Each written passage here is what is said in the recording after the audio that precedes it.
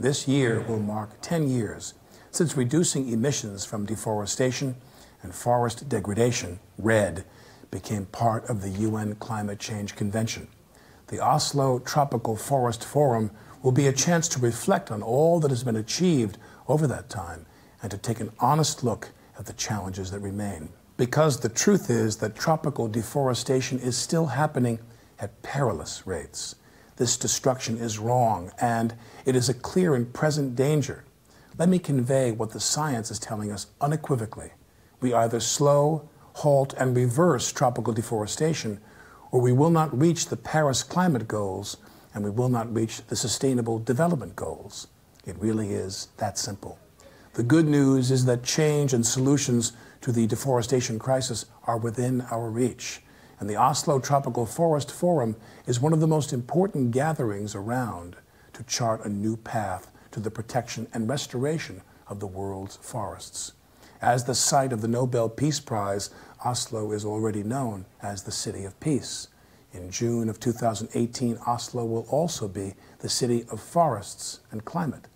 I would encourage everyone to follow the deliberations closely and to support the strategies and actions that are produced at this critically important event.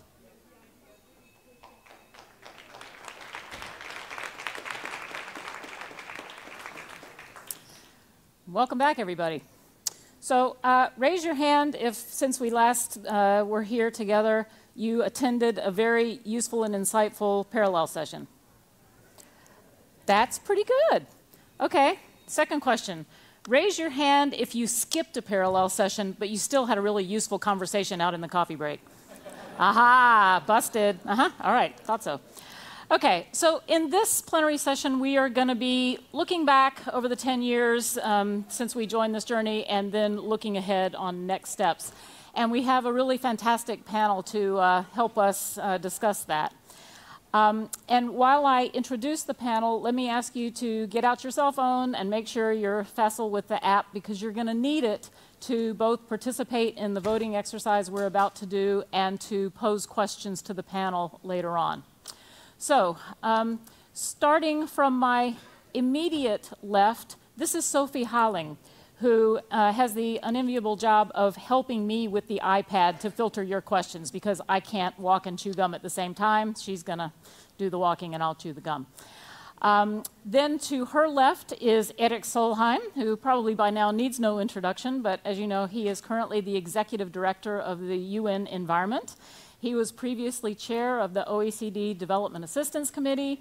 From 2007 to 2012, he held both portfolios of environment and development here in Norway. And of course, he helped launch the Norwegian International Climate and Forest Initiative 10 years ago.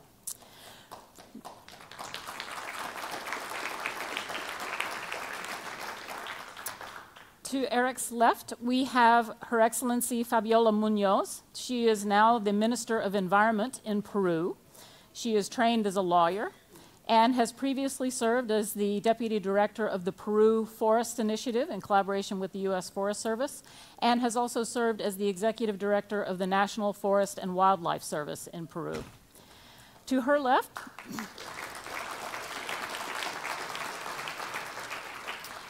we have Tasso Azevedo, one of those people who stood up, having been to these things 4 times yesterday. He has had a distinguished career in both civil society and government in Brazil. He was the founder of Imaflora. He was the first chief of the Brazilian Forest Service and was integral in designing Brazil's attack on deforestation in the Amazon a decade ago and in designing the Amazon Fund.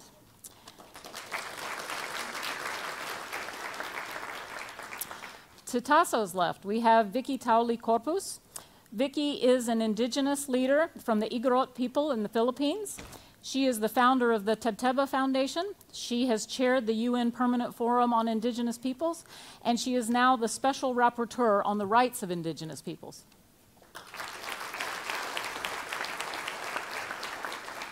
To her left, we have Chairman Henry Waxman.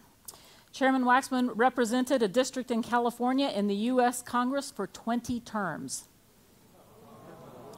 Hooey. Okay.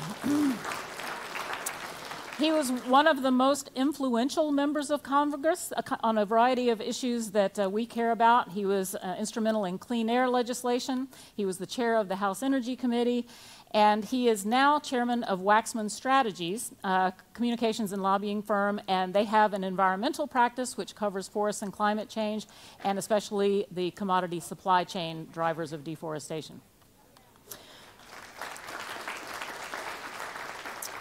And at the far end, we have James Astill. Was introduced yesterday. He's the Washington bureau chief and Lexington columnist for the Economist magazine. And as I mentioned, he was the author of the special report on forests in 2010. We learned yesterday that he's an excellent moderator, so now I'm kind of under pressure.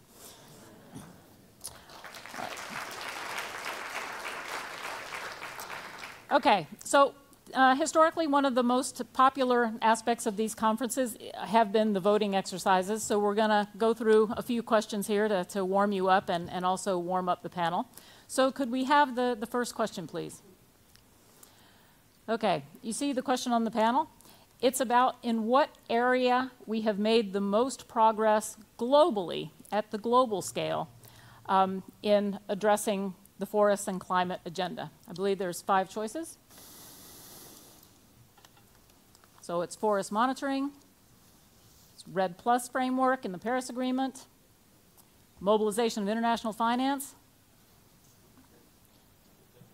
increased public awareness and consumer demand for deforestation-free commodities, and shifts in global norms related to rights, legality, and transparency. So just take about 10 seconds. And no, you may not vote for all of them. Okay? Everybody voted on this one? Not yet? 10 more seconds? You don't use that. All right, let's see the results. Okay, looks like the biggest bar is our advances in forest monitoring. So we seem to be getting the readiness thing down. Second best is public awareness and consumer demand. That's interesting. I would not have projected that. Anybody from the panel want to express surprise or disagreement with these results? Okay. No?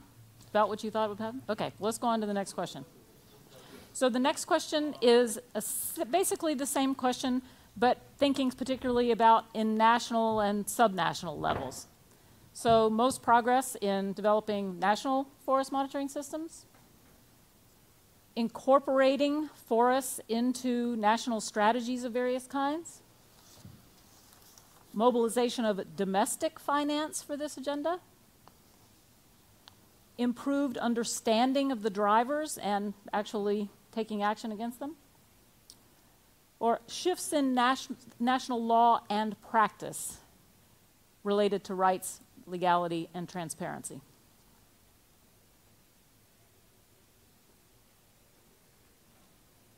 Charles, you look like you're having a hard time deciding on that one. Yeah. It's great to be watching your faces as this happens. It's a lot of fun. Okay, had enough time to vote? Okay, let's see the results on this one.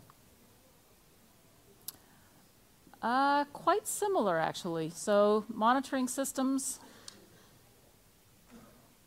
the highest, still a few votes coming in. Yeah, okay, raise your hand if you voted for the mobilization of international finance. I'm kind of curious. Okay. And still a lot of work to do on the actual change in the national law and practice to address these issues. Panel, anybody surprised by these findings? I expected the second one would be the first. So let's up Tasso's mic. Tasso? No, I just say that I was expecting that the second one would be the most voted.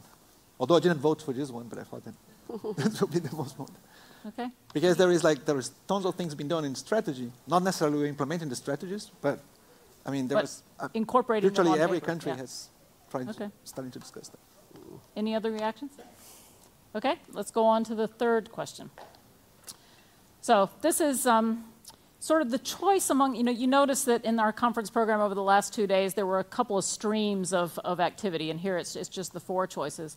So it's kind of, in allocating resources across different strategies to deal with the miserable tree cover loss numbers that were announced yesterday, in which of these areas, is there the most headroom to advance the forest and climate agenda?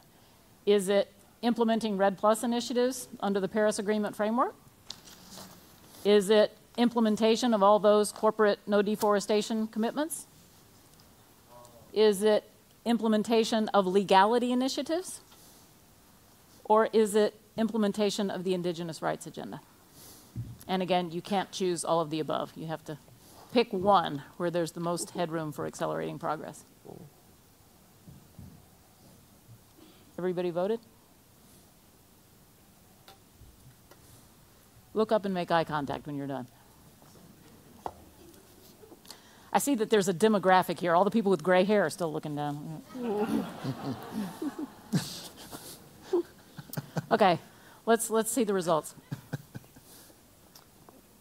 Boy, that's interesting.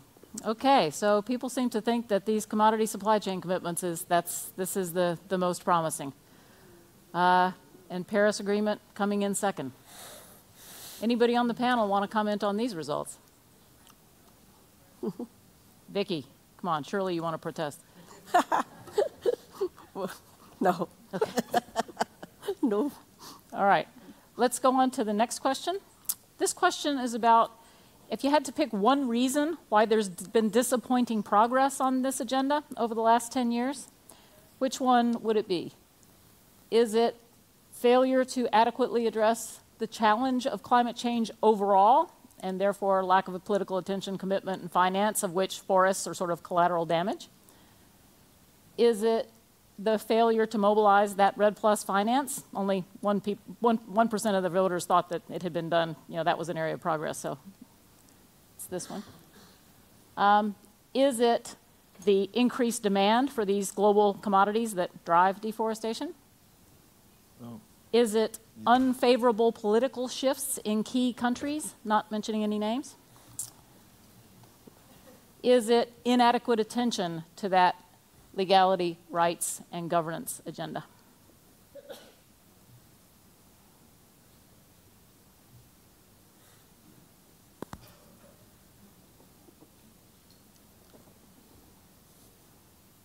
Okay, look up and make eye contact when you're done. Yanche, you voted. Okay, Suda. Okay. Okay, let's see the results. Oh. Boy, pretty even spread. Lots of reasons for the disappointing progress. And least important, the unfavorable political shifts. That's interesting. Anybody on the panel want to comment on these results? Tasso. In Brazil is the fourth one easily. So you're saying everybody from Brazil is voting in that one? I think that's just the Brazilians, actually. Okay. Maybe some of the Americans too, I don't know. Okay, let's go on to a forward-looking question about the most important strategy to use moving forward from here. Okay, so if we want to focus on addressing the economic drivers of deforestation, which of the following strategies is the most important? So is it shifting the domestic subsidies and fiscal policies from driving deforestation to rewarding conservation? Is it, oops, we have a typo there, a very important typo there. We're going to shift international public and private investment away from the investment that caused deforestation. We're going to intensify national and international law enforcement, several sessions on that.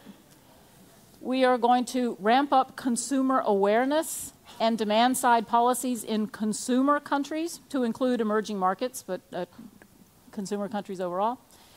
Or accelerate national and international efforts to secure land tenure for local communities. You can only pick one.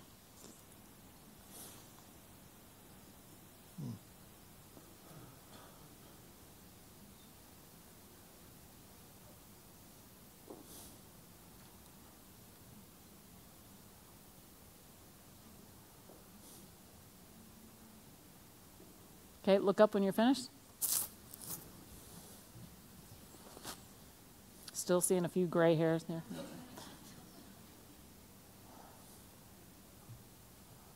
Okay, let's see the results. Okay, it's shifting that public and private investment. So the finance thing, rising to the top. Second place, the domestic subsidies and fiscal policies. So it's all about the money, apparently. All right, and lowest, the consumer awareness and demand side policies. Interesting. Any reactions from the panel on these results? Vicky? Well, at least it's that rights that's in the lowest. So that's okay. Good. Okay. All right. So now the last two questions, we're going to repeat the ones we did yesterday morning. And, you know, you remember how you voted yesterday and then, you know, see if there's a shift. All right. So which of these is the most compelling political rationale for more attention to the forest agenda? Is it the relationship between forests and climate change? Is it the relationship between forests and poverty and inequality? Is it the linkage to food security? Is it the linkage to health? Or is it the linkage to justice? And perhaps you've learned something over the last 2 days that causes you to change your vote. It doesn't work. Look up when you're finished.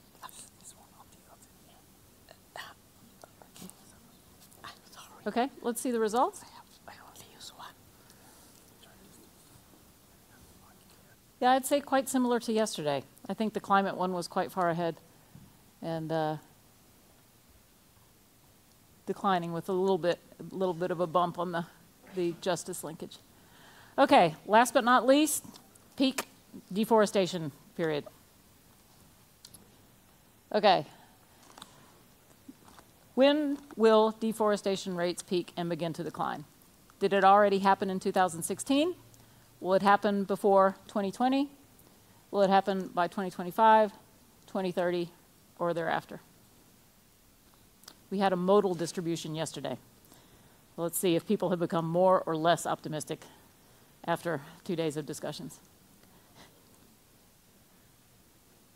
Okay, see the results?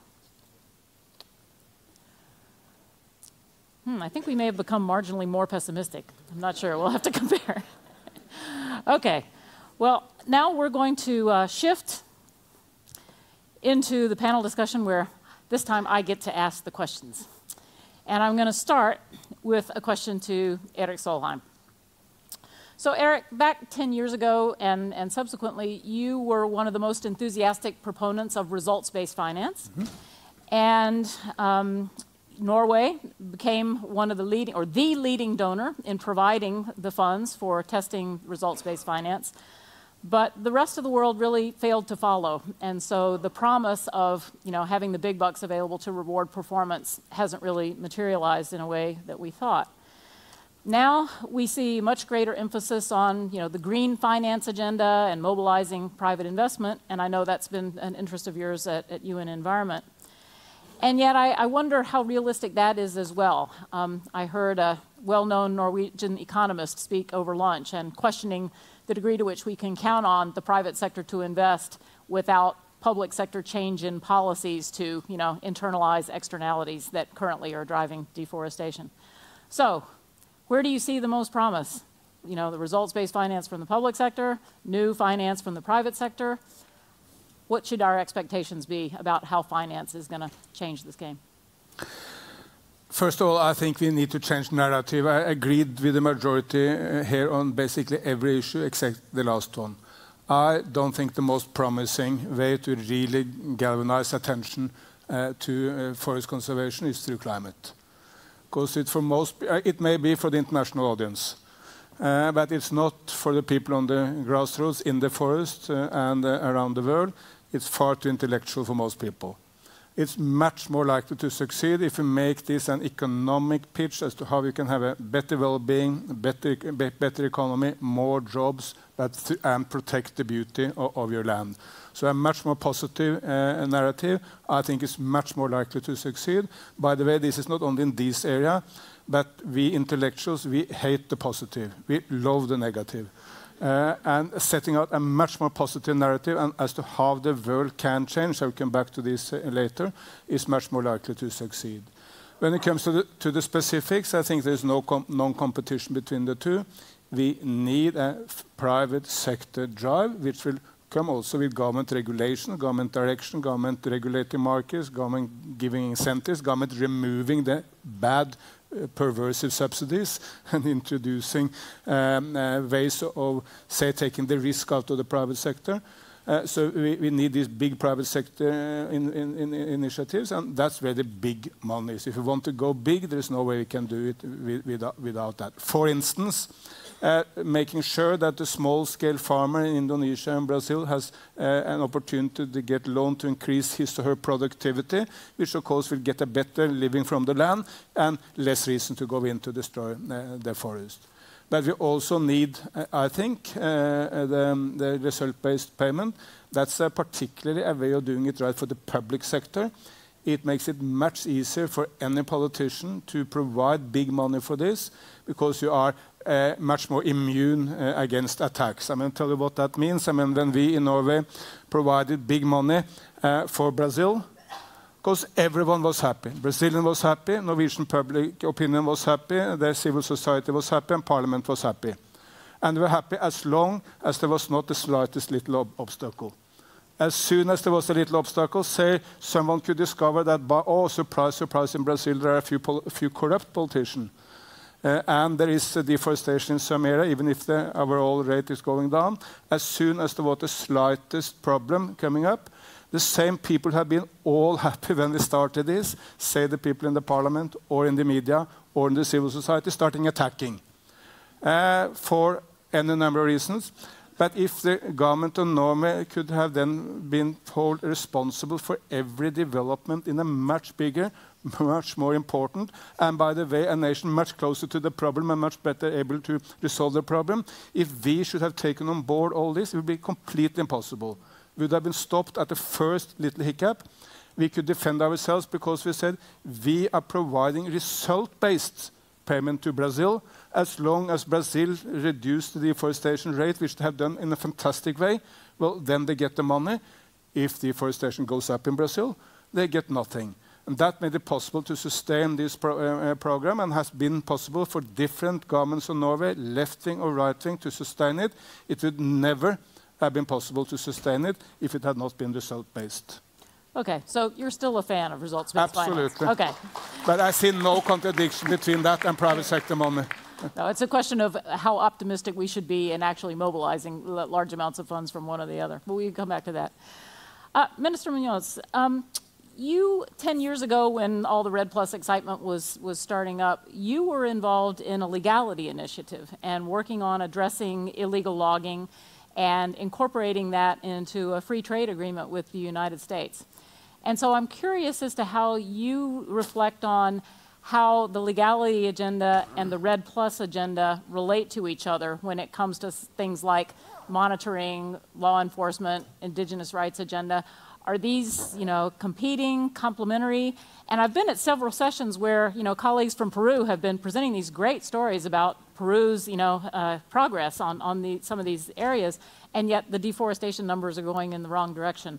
So I just wonder if you would reflect on legality and REDD+ and how these things are playing out in Peru.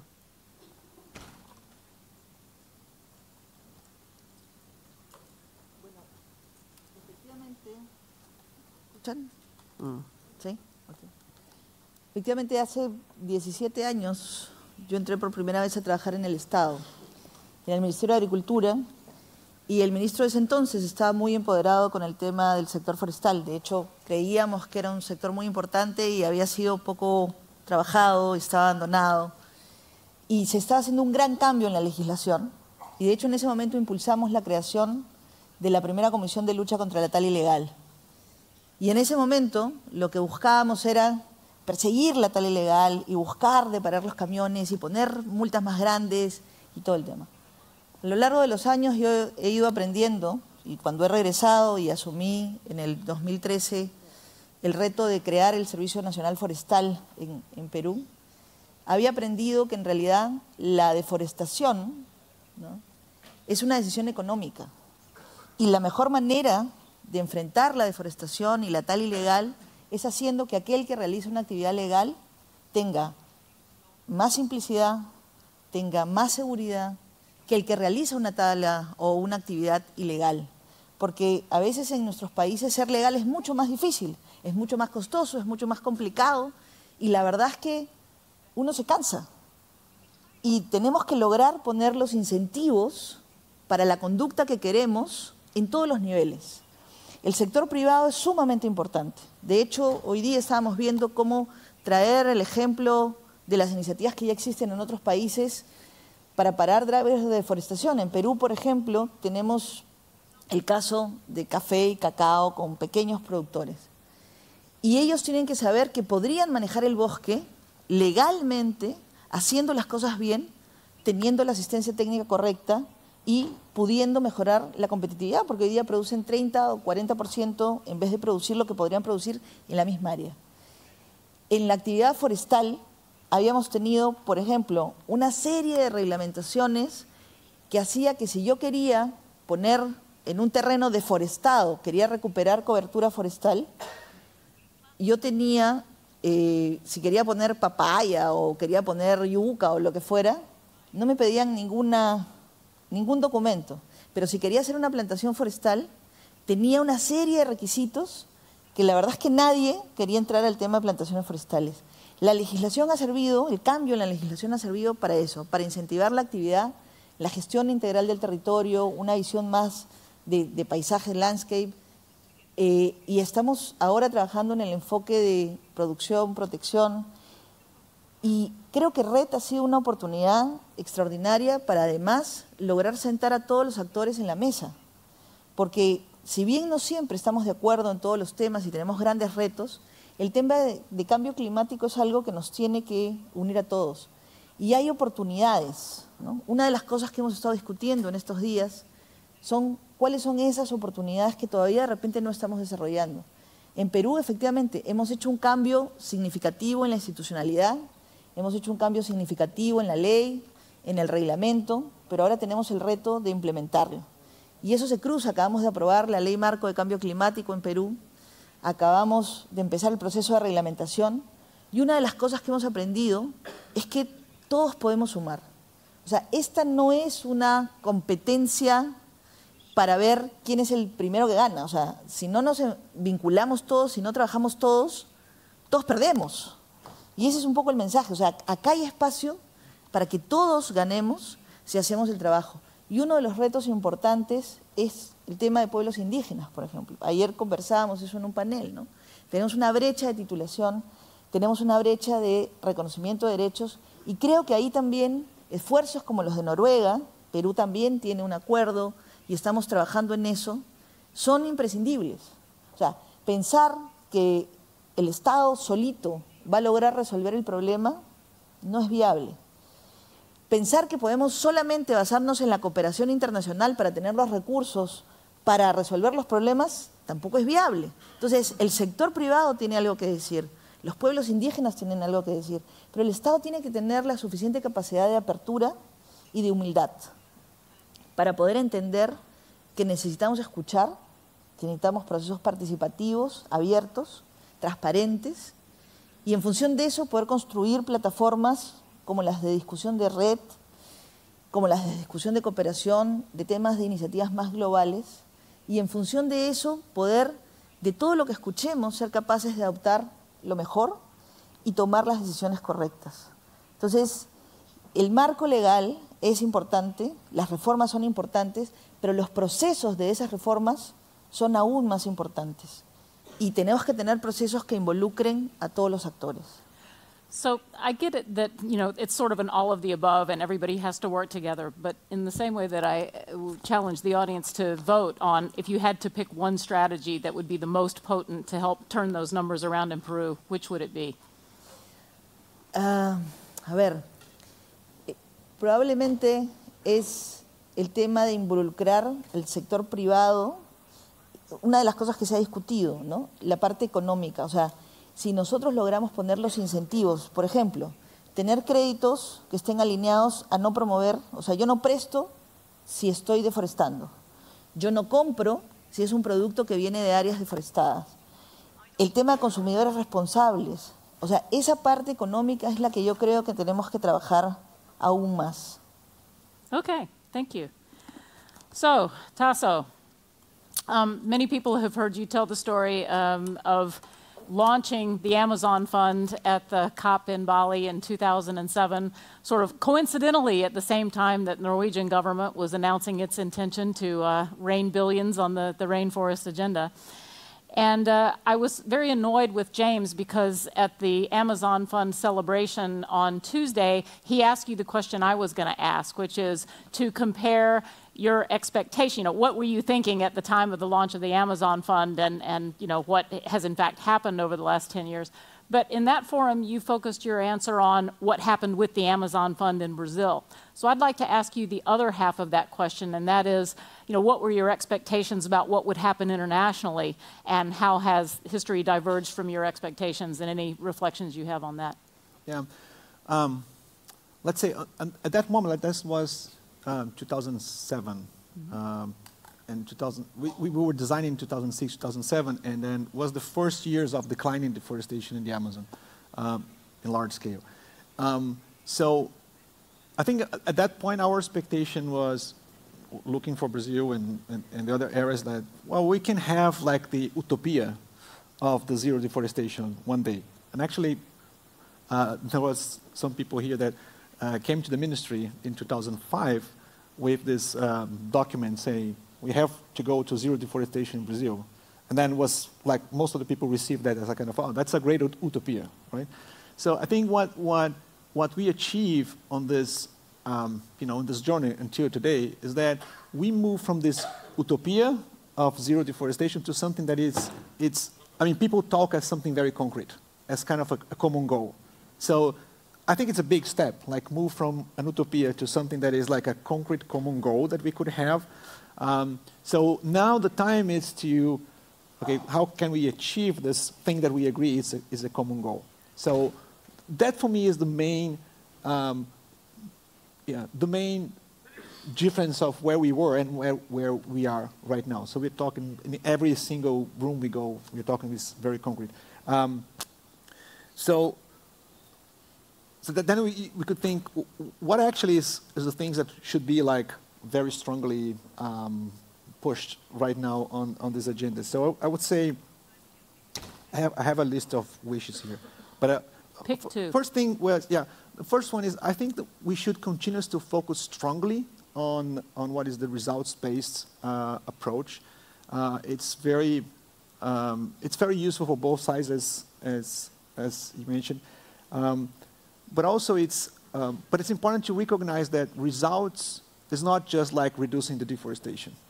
In certain circumstances, the results will be some kind of a policy decisions that you take, some measures that you are developing, that will be also results that later on will transform into deforestation. So for many places and many regions, this is very important. I think the innovation of the agreement, the similar agreement that we have in Brazil, that we had in Peru, is that it recognized that results could be more than just like the decrease of deforestation, the first stage. And I think, for example, one goal is like allocation of lands for indigenous people. It's a result that could be also recognized. So I think this shift is also an important thing to have priority. And the next one, let's say if I have to choose another one here would be like, obviously we have to rip off all the deforestation from supply chains. Like this is like the most objective way to treat the problem in terms of production, etc. But to do so, I think we have to move a little bit from all the debate about tree laws and tree gain and stuff like that to a more kind of a vision of the land use itself. So I have been dedicating a lot of time in the last years to understand what is actually the land cover and land use and the dynamics that's happening. And I think we'll have the next years to invest a lot on understanding that and acting directly on those areas. So it's moving to the control and understanding of land use dynamics. Okay. And how can we influence that? All right, thank you. Let me pause and just encourage all of you, if you want to start posing questions to the panel as a whole or to particular panelists, you can be entering them now as we talk, and Sophie will be looking through and sort of teeing up some, so you don't need to feel like you have to start until after we're done. So Vicky, I also want to take you back to Bali, 2007. And if I recall correctly, you were among those organizing the No Rights, No Red protests, and I recall that one had to step over the bodies of protesters to get to the launch of the FCPF in Bali. And in the interim 10 years, I think the Indigenous rights agenda has, made a lot of progress. Certainly all the discussion of the safeguards agenda and, a lot of progress in individual countries as well as internationally. But those concerns, I would say, have also tarnished the brand of Red Plus. So you have Governor Brown of California being heckled in an event in Paris, to the extent that you can see why politicians don't want to go anywhere near the forests and climate agenda. It's just too toxic. And that plausibly is one reason why there were delays, not enough finance. And I just wonder, if you posit that the biggest threat to indigenous people's rights and welfare is deforestation itself and the failure to implement Red Plus, do you have any regrets in how this Rights and Red agenda has turned out? Not at all. I think that the fact that we were there, and I remember I talked to Minister Solheim that time to tell him that he should talk about rights when he goes to the stage, and he did. And I think that that's really, for me, that's a nodal point in terms of indigenous peoples coming in very strongly. Dealing with the whole historical legacy of them being driven out from their forests and their communities being deforested. And they see that we saw this as an opportunity for governments and other actors to do the things in the right way, to address the historical injustice against indigenous peoples because of so-called forestry programs that didn't take them into account, and to put them in the center of decision-making. I know that there are some issues about this slowing down the process, in terms of implementing RED or maybe results-based, but I think that it's first of all, it's utterly wrong to blame the victims. This is like blaming the victims. These are the victims of forestry policies in the old times. And suddenly, now that it's not moving so fast, then they are also being pinpointed as the reason for that. I think that's not acceptable. At least from my perspective, I don't accept that. I think that, in fact, the world has gone a little bit better because now at least governments are speaking about rights. There are now a lot of scientific studies that show that in areas where indigenous people's rights are respected, forests are better kept, and it's coming out more and more. And I think that is the evidence to say that there is a direct connection between respecting rights and stopping deforestation. We still have to talk more about it in terms of course, documenting how they are doing this in their areas. But I think that the RED agenda, the RED Plus agenda, has definitely made more visible the demands of indigenous peoples for their rights and the challenge to governments and the private sector to do the right thing in terms of addressing this historical injustice, but also in terms of affirming the positive role that indigenous peoples play whenever we talk about deforestation and whenever we talk about forest protection. Okay, fair enough. So, Chairman Waxman, I think it's probably fair to say that for many people in this room, the reason they know your name is because of the Waxman-Markey legislation. Right. And so looking back almost a decade ago, and for the uninitiated, this was the climate change bill that was before the U.S. Congress a little less than 10 years ago. It passed the House, but died in the Senate. And I just wonder if you reflect, again, what were you thinking back then in terms of the role that forests were going to play in that legislation? How would the world have been different if that legislation had passed? What's changed in the politics in the United States relevant to this agenda? Your reflections. Well, very good question. In 2009, I was the lead sponsor of the Waxman-Markey bill. It was a cap-and-trade legislation that would have taken on the amount of greenhouse gas allowed to go into our atmosphere. And I think that we cannot solve the problem of the climate crisis, without solving the deforestation crisis. The forests are the lungs of the earth, breathing in carbon and breathing out oxygen. Tropical forests alone store 247 gigatons of carbon, more than 6 times annual emissions from fossil fuels. When we designed our bill, we said that we want to do something about protecting the tropical forests as a critical role in achieving the climate goals we laid out. Our legislation would have achieved a whopping 17 to 23% reductions in climate pollution below 1990 levels. What many people don't realize is that the remarkable reduction in pollution relied heavily on forest conservation. The Environmental Protection Agency estimated that our bill would have been 96% more expensive without international offsets, most of which were forest-based.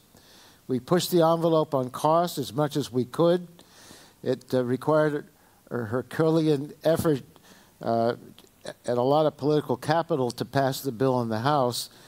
But what we realized is if it had been a higher cost, we would have had a weaker cap on pollution. In addition, we dedicated 5% of the revenues from our climate legislation to protecting tropical forests. We would have provided, in other terms, $12 to $14 billion in financing for tropical forests per year. The U.S. leadership on this effort would have been quite remarkable. It would have persuaded many countries to follow and step up their efforts as well, instead of just leaving Norway as very much leaving Norway very much alone in trying to put up the funding. But that's not the world we live in. The bill passed the House. It didn't get through the Senate for a lot of different reasons. So the $12 to $14 billion per year for forests remain a dream. Although we didn't pass the climate legislation, it didn't mean the need to protect rainforests was any less acute. And I, for one, wasn't going to give up just because our legislative setbacks in that effort and our 2016 election setbacks in terms of the leadership for our country. So we need a plan B for the rainforest, which is what I want to talk to you about today. I see the strategy for saving the rainforest as a three-legged stool. First of all, finance. Second, demand. And the third, government and society. First, we need large-scale finance on the type that I described, in which Norway has been too long a lonely pioneer. The people of Norway are getting results through their investments in forests, and for that we're grateful, but much more is needed. One way to do that would be for the European Union to allow emitters to get credit for conserving and restoring forests under their emission trading system and national actions plan, in exchange for dramatically increasing the ambition of the cap. That was exactly what we were trying to do under the Waxman-Markey bill.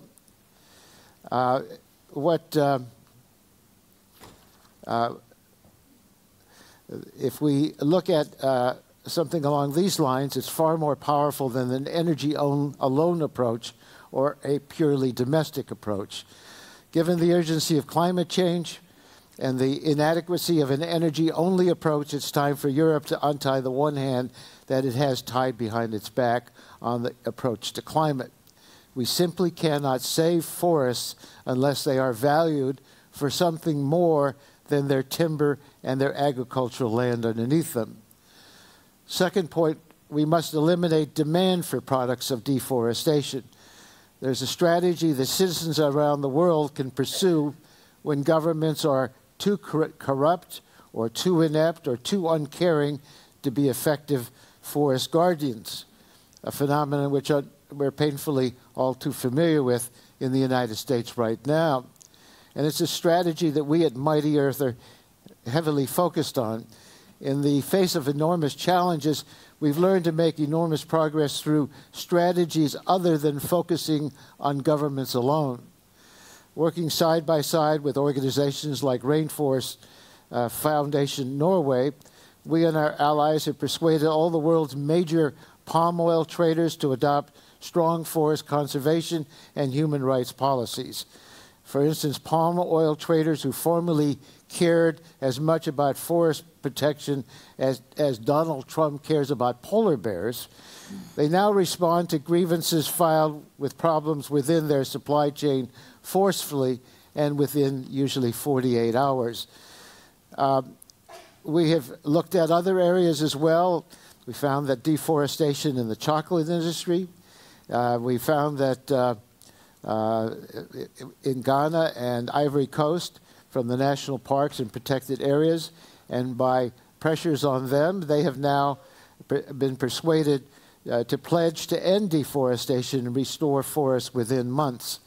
In South America, campaign pressure from European meat and dairy customers persuaded the agribusiness companies that sit astride the global food supply, like ADM, Bunge, and Cargill, to adopt the Brazilian soy and cattle moratoria, which has contributed to a 2/3 reduction in Brazil's deforestation rate, one of the world's biggest climate success stories. Okay, Chairman, I think we're going to cut you off right there, but take from your comments, with Erik Solheim, you remain a fan of results-based finance as an important part of the picture, but you agree with the audience that the strategy with the most potential is implementing these commodity supply chain commitments.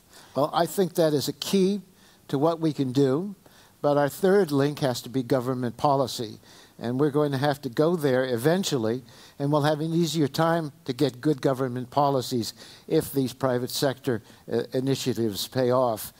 We can focus on private sector, but through these campaigns, that can create the political realignment that will make it easier for us to get a public sector response. Okay, thank you. So now, James, I want to turn to you, and I've alluded a couple of times to this 2010 State of the Forest report, and I saw an interview that somebody did with you about writing that special report, and you talked about how you really saw the forest story as an economic and political story, not like a science story. And so I want to challenge you to reflect on what's changed in the political and economic context since you were writing that story. And how has your own view of the forest agenda changed as you've serially participated in events like this over the intervening years? And if you were writing the story again today, how would it be different? Well, I don't think nearly enough has changed, clearly, as we saw in the questions you asked as well as the responses that you got. You probably have put a similar series of questions before the audience 10 years ago. Certainly 8 years ago when I wrote that report, and you probably have got similar responses. And I think we need, as some of my fellow panelists have already done, to distinguish between the legitimacy of the approach and reality. So, I see a lot of progress that has shored up the credibility of the approach. What attracted me to the very notion of REDD+ in 2010 when I wrote that report was its overarching nature, that it recognized the only instrument that I think would bring the disruptive approach to development, to conservation, that was necessary to avert inevitable massive deforestation.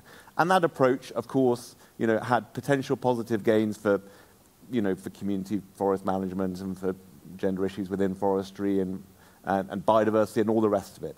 But it started with a clear focus on forests as a global good, which recognized the interests of rich country voters as well as forest communities in protecting these things. That was the promise of disruption, and the disruption simply hasn't happened. And I think that the economics of the approach have only looked stronger. Averted deforestation. Everybody said, "Oh, it's going to be really cheap." No, it's going to be really expensive. Actually, there's a lot of work on it now. It looks much cheaper than most of the alternatives, especially as considered from the rich world. the politics of this have not only gone the wrong way. I think there's enough in the response of some of the developing world tropical forest countries that we've seen represented here today to show that payment per performance is absolutely politically sound. The principle of recognizing this as a global good and therefore as a global responsibility, not as a hectoring sort of ODA kind of relationship between rich and poor worlds, is absolutely sound. I think the recent response from Indonesia, just for example, over its peatland moratorium, it has to be evidence for that. Has to be evidence of a positive, encouraging political response, despite the terrible headwinds, and the headwinds are ultimately the failure of the rich world to make good on the promises of massive, predictable, sustained climate finance of this nature. So I'm with the principle. The reality has failed very badly to live up to the promise of the principle. That's a political failure.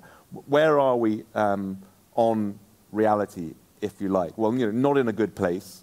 In 2010, we'd seen, of course, the failure of Copenhagen, the failure of that dream of global compliance markets. But we thought, well, they were rough times in 2008.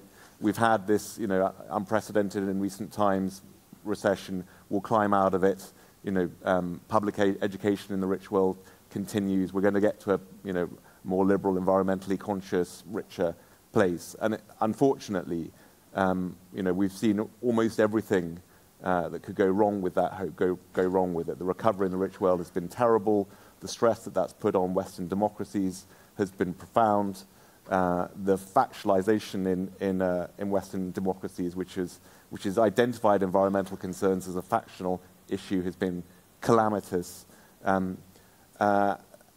So, we have a story of potential progress in the forest world, a lot to be concerned about in the rich world, but nothing to shake both my faith in the approach and also, frankly, the attractiveness of the approach. And I think it should be attractive for everyone, including all those segmented forest world concerns, all the people who are on their hobby horses about this interest or that interest and worried that REDD+ was going to steamroll over gender concerns or community forest management.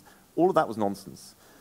This is still the best hope of the disruption that we need. The disruption hasn't come because the approach hasn't been tested. I have additional thoughts on how the approach might end up being tested, but let me stop there. So REDD+, a great idea that's hardly been tried. So, Erik Solheim, you participated this morning in a panel discussion on the role of faith communities as potential new constituencies to be mobilized on this agenda. Do they have the potential to be the disruptive force? Yes, at least they have an enormous potential to be a lead force. I mean, the main failure on most environment issues and what we as environmentalists do is that we are our own echo chamber. We speak to those already converted, and we tend to speak a language only understandable to those already converted, and we don't reach out beyond that. I mean, the fantastic success we have had now on plastics, bringing plastics from an issue hardly anyone talked about 2 years back, now to be the top environment issue in the world, handled by Prime Minister and President and Parliament all over the world. But it's largely due to the fact that we reach out much widely.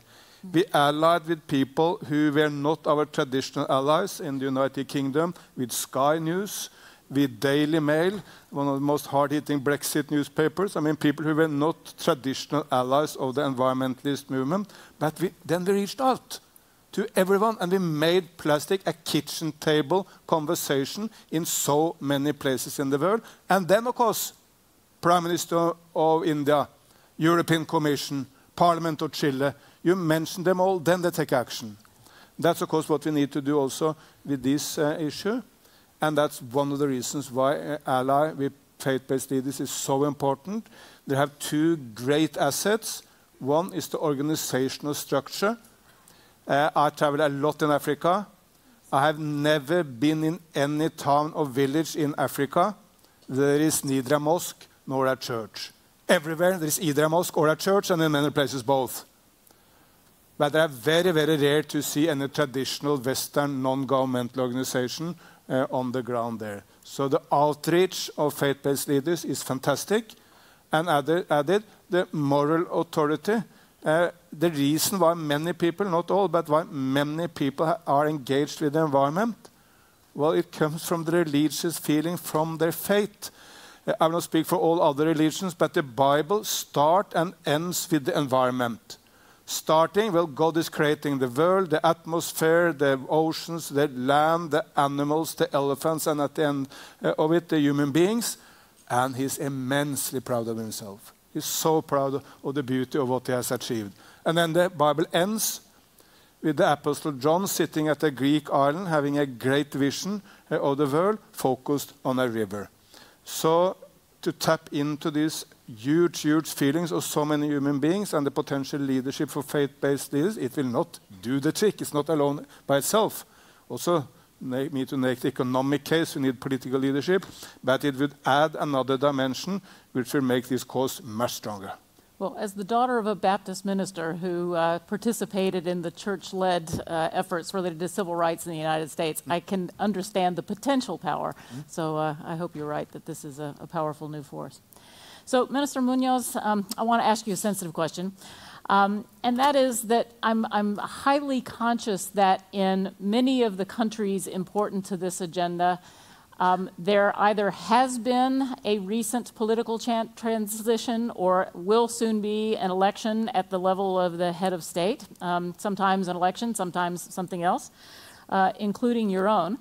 And I just wonder if you would like to share any lessons learned about how to maintain the momentum for this forest and climate agenda through transitions, through elections, and through more general turbulence.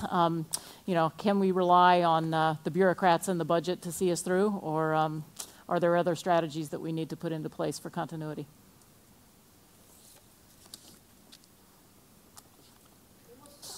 Creo que he aprendido de procesos complejos. De hecho, yo tengo menos de 3 meses como ministra de Ambiente y es porque Perú ha tenido una transición complicada ante la renuncia del presidente. Pero eso nos ha dado la oportunidad también de demostrar lo importante de la democracia, ¿no? Y de una transición constitucional que ha permitido dar continuidad al gobierno y estamos continuando políticas públicas que son importantes para el país. Una de las cosas que hemos aprendido en estos años es que mientras más participativos son los procesos y mientras más abiertos son estos, cuando discutes los temas de política e involucras organizaciones indígenas, ONGs, gobiernos regionales o los gobiernos subnacionales, todos los otros actores del Estado en diferentes niveles, puedes lograr que la gente se apropie de los procesos.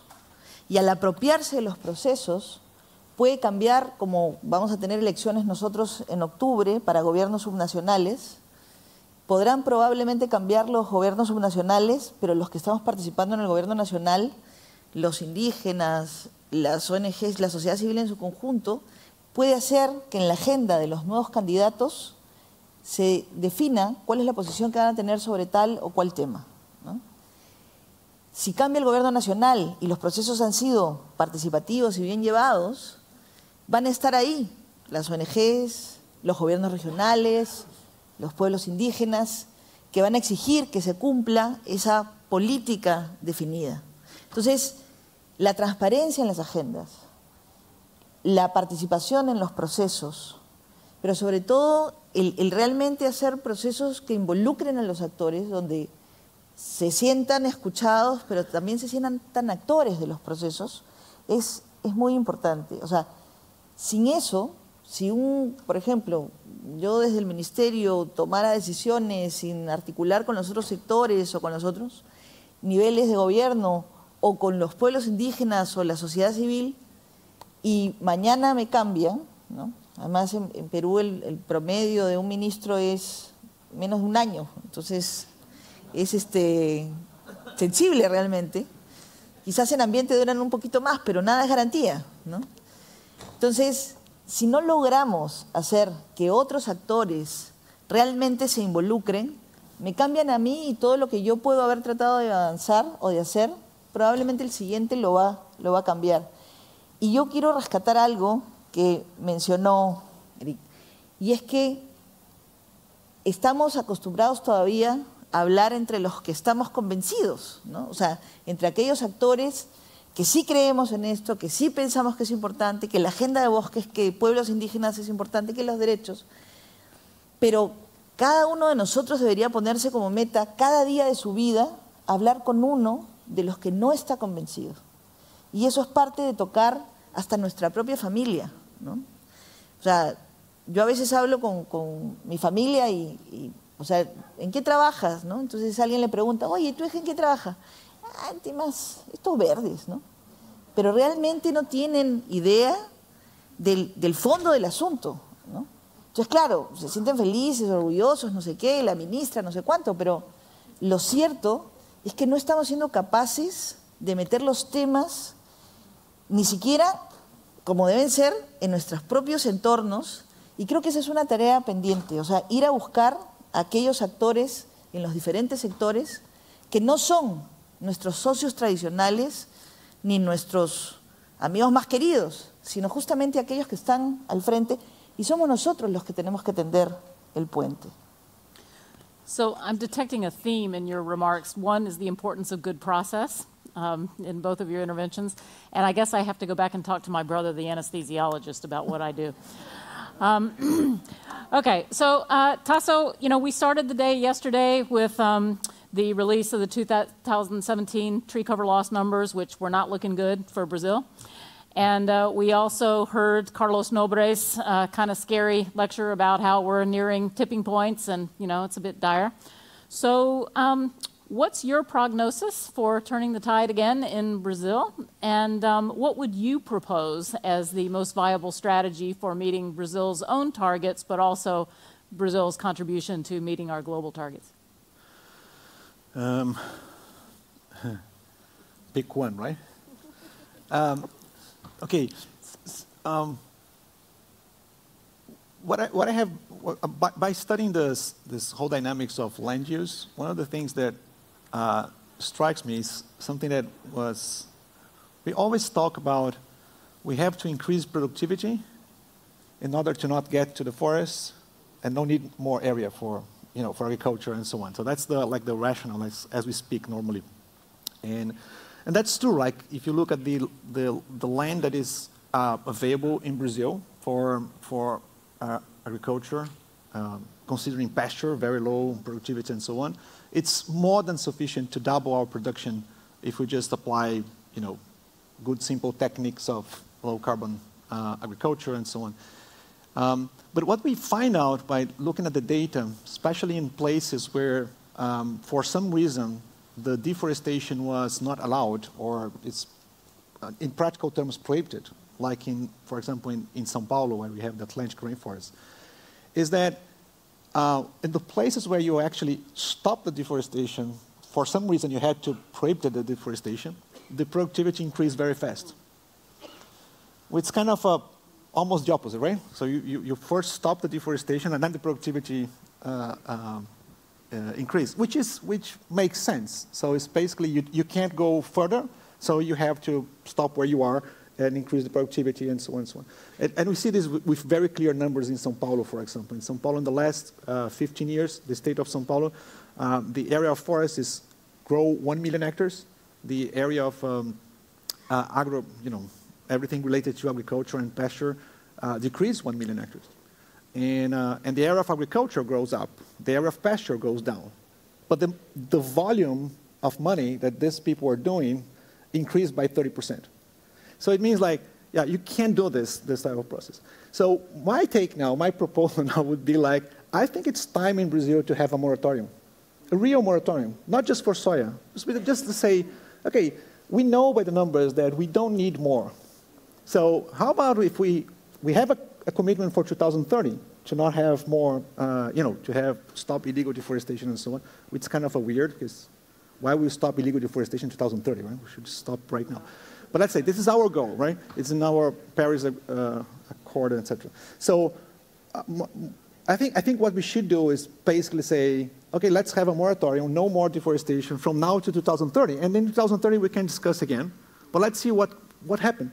And I bet if we do it very seriously, that the productivity will increase, people will get more money, that they will not be interested in go to next areas because you have to do a lot of investments to increase productivity, and that will be part of our game. So I think we should test that. We should test this idea and promote this idea in Brazil. Quick Obviously, the audience, is this a good idea? And I think, coming to the point, I think for us to make this kind of a bet like this and to, we obviously need to have a sign that there will be finance for maintaining this. So it will be much more than what we have in the Amazon Fund. So, but I think we can achieve, if we have this commitment, I think we'll probably be able to start to mobilize more and more support to have something bold as this happen in the future. Okay, good. So, Vicky, you've recently been named as a terrorist by your own government. And if I'm not mistaken, you participated on the panel at the session on defending the environmental defenders. Yes. And so I wonder if both from your own experience and from what was discussed on the panel yesterday, what was the key takeaway in terms of what the rest of us can do to help support people like you? Well, thank you very much for raising that. And by the way, thank you again to Erik Solheim for writing a letter to my president, making a statement supporting me and saying I'm not a terrorist. So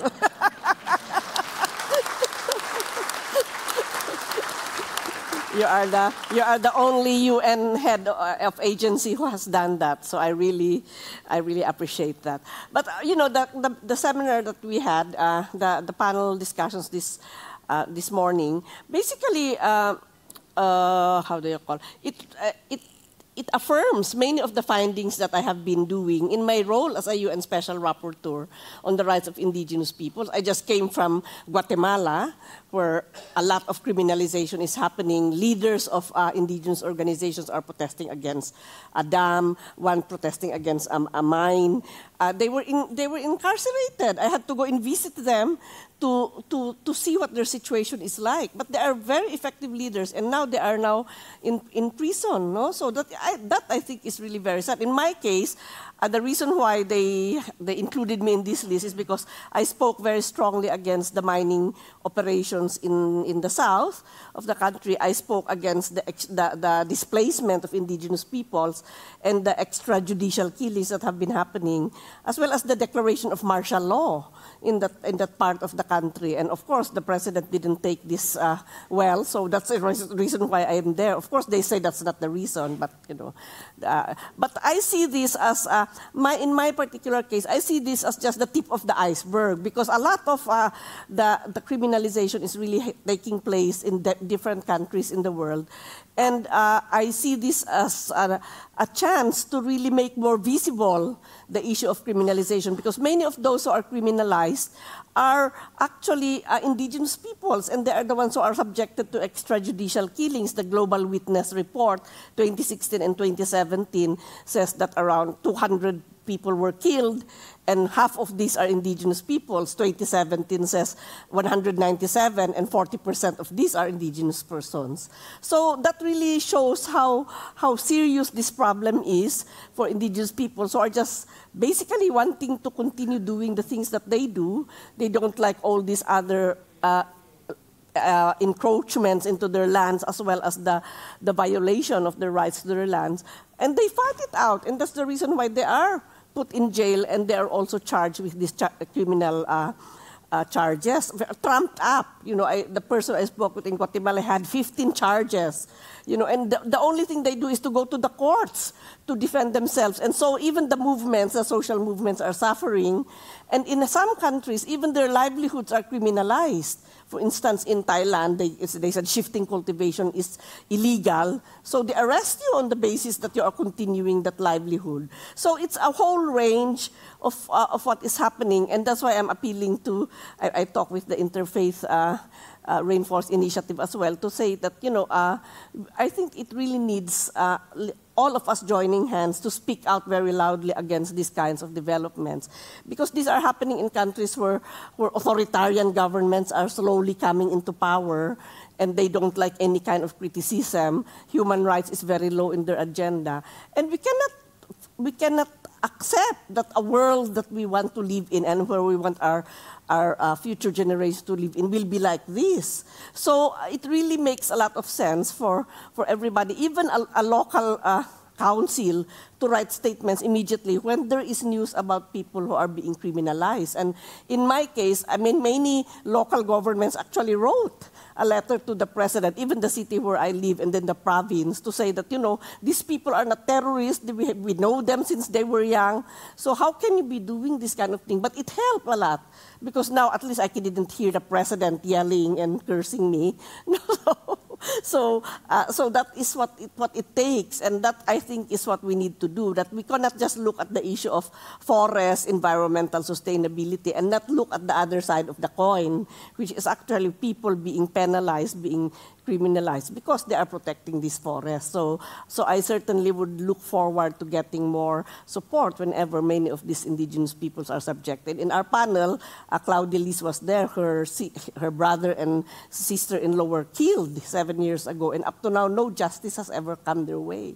So that's the kind of picture that we see, and it requires really a much more proactive actions from our side to be able to stop that kind of development taking place. Yes, you can count on our support. Yeah.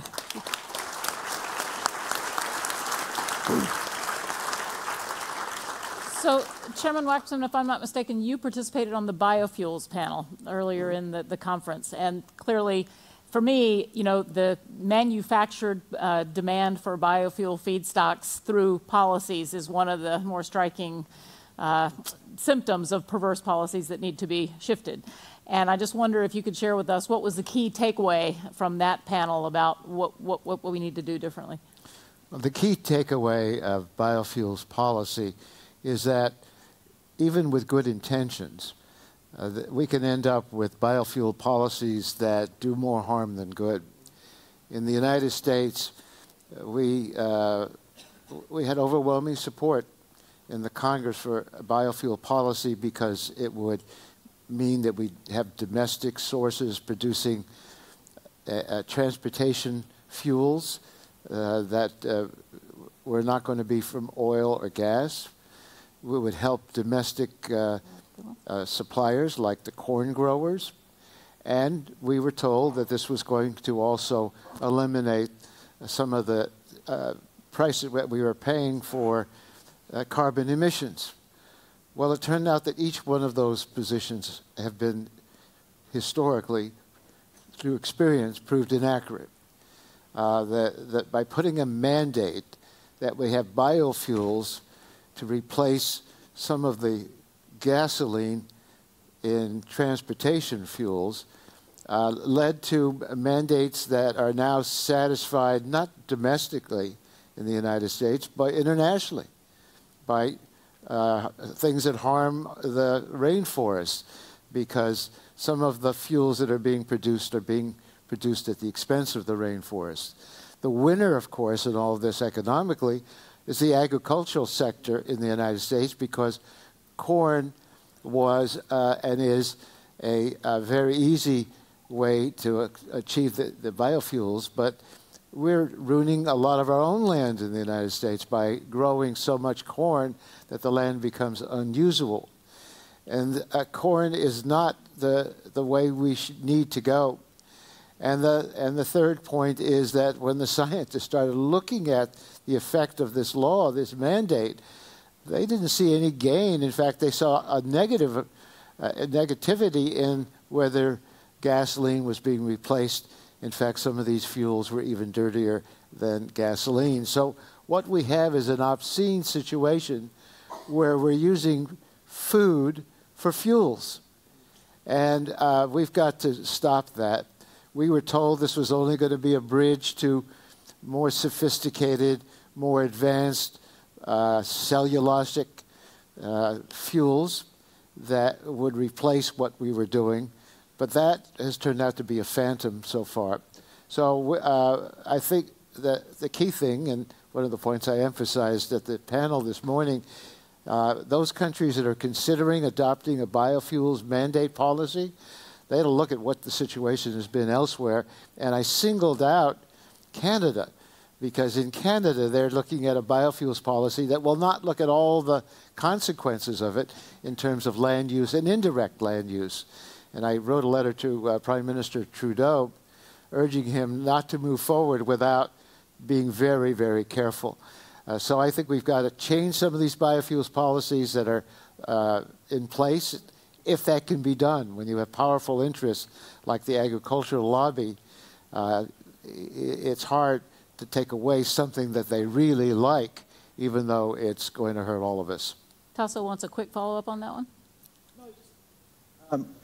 It's just to reflect that Brazil has a specific case on biofuels that it's distinguished a lot, and then just to mention that in our case, it's actually the use of biofuels has been an excellent.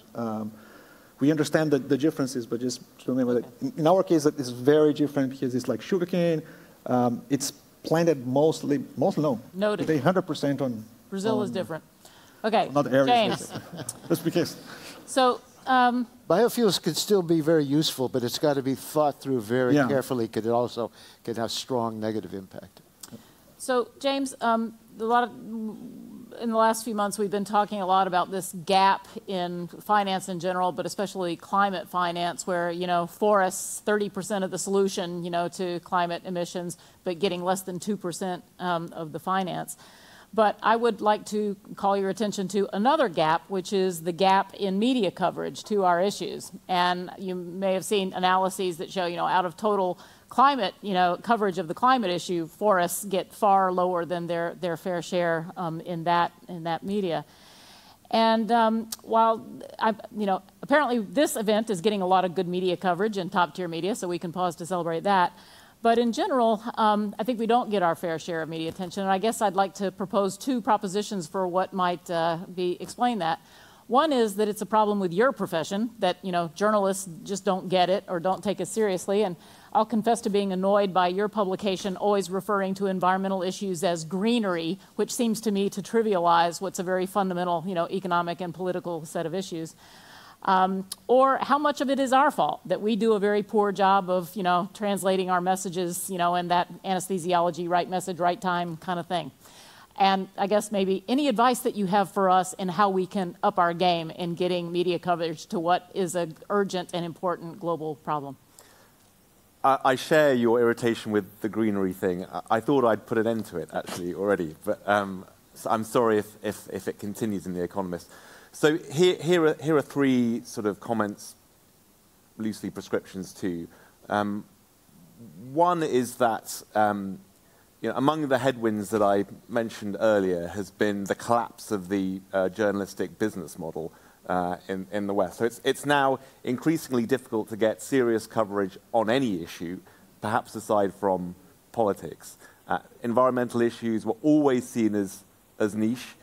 Distant environmental issues, which, geographically distant environmental issues were considered to be particularly niche. So this is an understandable problem and quite a common problem. I think that the quality of environmental journalism generally in the Western media is dire. It's not just that forests are missing out. I think that well, the prescription, by the way, is support those few good publications that are out there. And despite our weaknesses, The Economist is still a pretty good one. Go buy a subscription, people. Cheap at whatever the price is now. The other one is that what makes forests attractive, what makes environmental issues and forests as a particularly good example of an environmental issue attractive to me as a journalist for a publication which does still try to take the world seriously. Is that it's so multidisciplinary. But the discipline that most publications, including my own, but especially those that have less patience for such issues, have, is a political one. So we have to keep framing this as a political, geopolitical issue. And on that, I suppose, if I have any disappointment in this phenomenal, unusually serious and purposeful conference, is that there aren't enough politicians here. Taking America just as one example, the Republican Party holds all the power in national politics. The Republican Party at large is mad on environmental issues, but quietly there is a caucus within the Republican Party which is serious about climate issues, including international climate issues. It would be nice, to work on where progress can be made. And I suppose the third sort of rejoinder that I would make is that organized media turns out to be, as it shrinks, turns out to be less and less important in terms of moving public opinion and therefore moving politics than it ever has been before. We see this at election time in America. Social media, the internet, has completely changed the rules of the game in terms of influencing public opinion and changing politics. I'm not clever enough to know what all the right levers are, but certainly, advocates for these causes need to think very creatively. It's no longer about trying to book an interview with the New York Times or the Economist. There is a whole landscape of other possibilities out there, and I suppose that's an opportunity as well as more complexity. Okay, if everybody could just tweet now to get out into social media. Thank you, James. So now we turn to your questions. Sophie has picked a few from the list that we have, so let's show them up on the screen. And let me just ask the panelists to just give lightning responses, just very quick responses, so we can get through these as quickly as we can. Okay. So this is one for you, Chairman Waxman. Can we address these challenges without U.S. leadership? It's unfortunate, but we're going to have to address problems without the active U.S. leadership that we have had in the past and we desperately need. But the world is going to have to show leadership in other places while the U.S. is stagnating in their views on what's been happening. In matter of fact, when you told me there's a Republican caucus that cares about the environment, I'm worried they may be designated as terrorists by the President of the United States. I hope not. But could I now pose you a question? And could you project for us in what year you would see peak irresponsibility in the U.S. government? Just before we get to the tipping point on climate change. We hope so. We hope so. Okay, next question.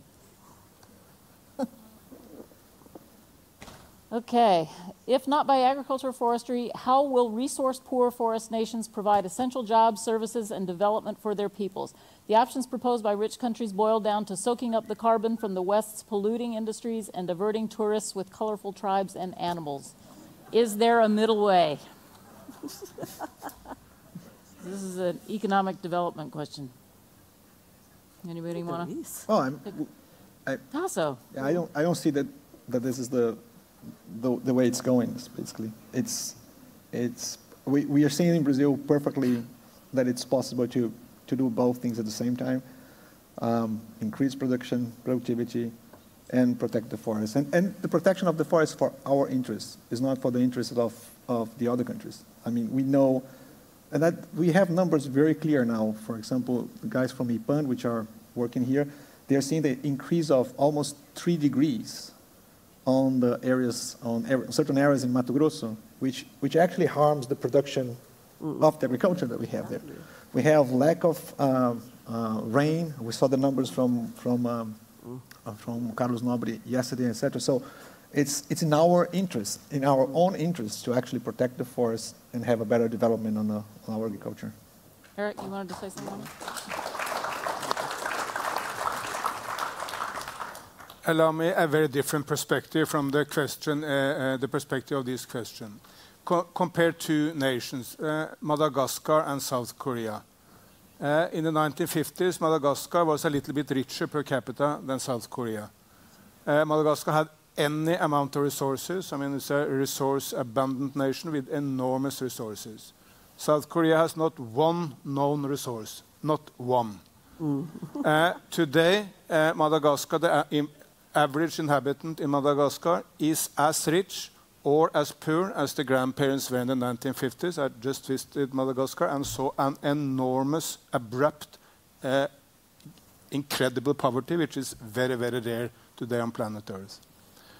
South Korea, the average inhabitant, is 390 times richer than the grandparents were in the 1950s. So try to taste that number, 390 times richer than they were in the 1950s. One nation abundant of resources, one nation no resources, and the no resource nation has skyrocketed. The other is completely stagnant. And it's not just Madagascar. There is a number of other nations in the same group. It's not just South Korea. Yesterday I was in Vietnam. Vietnam absolutely poor in the right after the war. I was there in 1979 right after the war, one of the poorest places on the planet.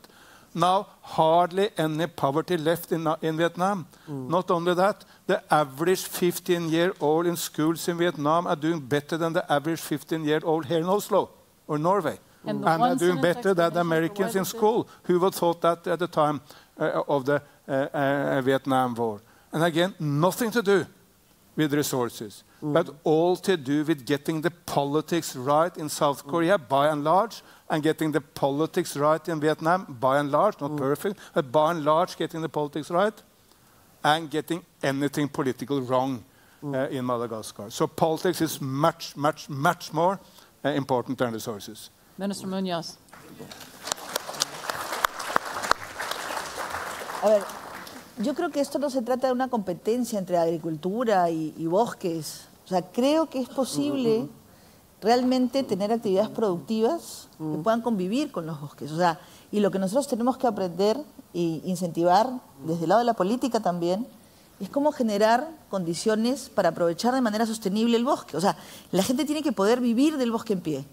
Tiene que ser capaz de poder aprovechar la acuicultura, el turismo, los productos no maderables. O sea, tiene que ser capaz el Estado de generar las condiciones para que ese bosque sea tan productivo, no solo para la vida, sino porque es el principal capital natural con el que contamos. Entonces, no es poner esta elección o esta falsa dicotomía de si hago agricultura, entonces genero empleo, y si me dedico a los bosques, entonces no genero empleo o tengo un conflicto. O sea, tenemos que ser capaces de poder generar empleo con los bosques también. Y ahí hay un ejemplo que yo he visto en el Perú. Un día hablaba con un concesionario forestal y me contaba tristemente que había botado un árbol de Chihuahuaco, que es un árbol enorme, ¿no? Y 2 meses después había llegado una persona, un turista que estaba buscando aves, ¿no? En la parte alta de este árbol había un nido de águila arpía, que es una especie muy, muy requerida por los avistadores de aves. Y entonces él lo había tumbado porque la verdad es que no le había encontrado valor al tema. Y este señor estaba ofreciendo pagar como $5.000 por que lo lleven a ver un nido de águila arpía. Lo que sacó en madera no valía lo que hubiera podido, o sea, ganar si es que hubiera usado esto como un atractivo, en este caso, para ver aves, ¿no? Y yo creo que ahí tenemos miles de ejemplos. O sea, hay miles de oportunidades en los bosques que no estamos usando ni desde el punto de vista económico, ni desde el punto de vista inteligente. Porque no estamos hablando ni discutiendo solo sobre madera o actividad de agricultura o acuicultura. Estamos pensando, además, que tenemos que mirar esta visión integral de gestionar el territorio con toda la complejidad que eso tiene. Y creo que ahí es donde no estamos siendo suficientemente efectivos, en esa mirada integral de gestión del territorio. So I think the next question is actually a variation on the same theme, but directed to Vicky. Okay, yeah. Once rights are recognized, what's the next steps for indigenous peoples and forests? For indigenous peoples. And forests. So well, you get your rights recognized, then what? Yeah. Well, I think the next step is the rights are recognized is for them to be able to really use the forest in more sustainable ways. I mean, like this whole issue of ecotourism. There are many ways of using the forest while it is conserved in the state that it should be. You know, and that for indigenous peoples, they know about that.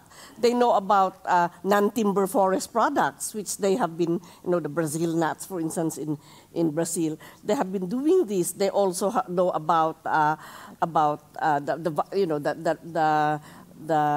state of biodiversity in the forest, whether these are insects or animals or plants.